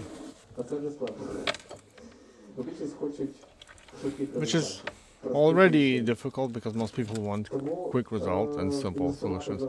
So invest into training, invest time and money in education. Turbulent crisis time, the best investment in it is in education. Now is the time.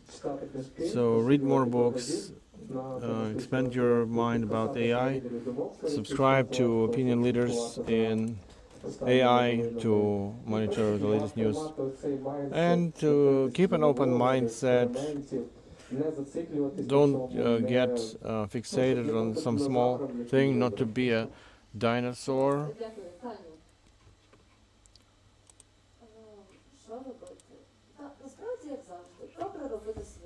Well, do what you can do well.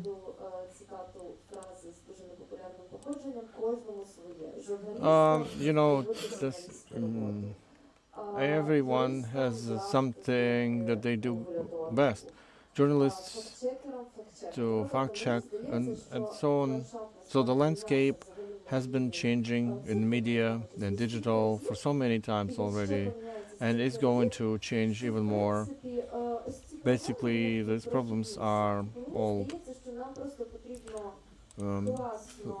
fleeting, and just keep yourself in the loop, learn what we're dealing with, and adapt.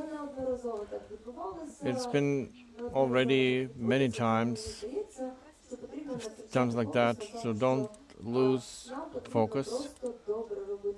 Just do well what you can do well, and take responsibility.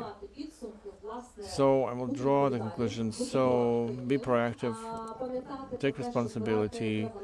Remember that you have to collect the best cases. I agree with Julia, emotions are important. They help the algorithms to promote your stories and just live your life, because you determine what your future is, what AI will be. I thank our speakers, Yulia Dukac, Vladimir Myancev, Alena Ermenyuk. We thank our great audience, and we proceed to the final words. Thank you. I wanted to draw conclusions, but Yulia said it the best way. Pray for media literacy. Not literally, but I think everybody is doing it one way or another. So I also liked, as you said at the beginning, that media literacy is important. We understand how important it is and how media literacy experience get you agency in the difficult times that we are, but still we need to advocate more media literacy. We need to keep doing it, so all these efforts, all your efforts are very important, and the synergy again and again. On one session we said that we need more synergy in the state agencies, so it's been so many years since we're saying that every conference, and it keeps repeating. So we need to be better in this. So thank you so much, and our audience.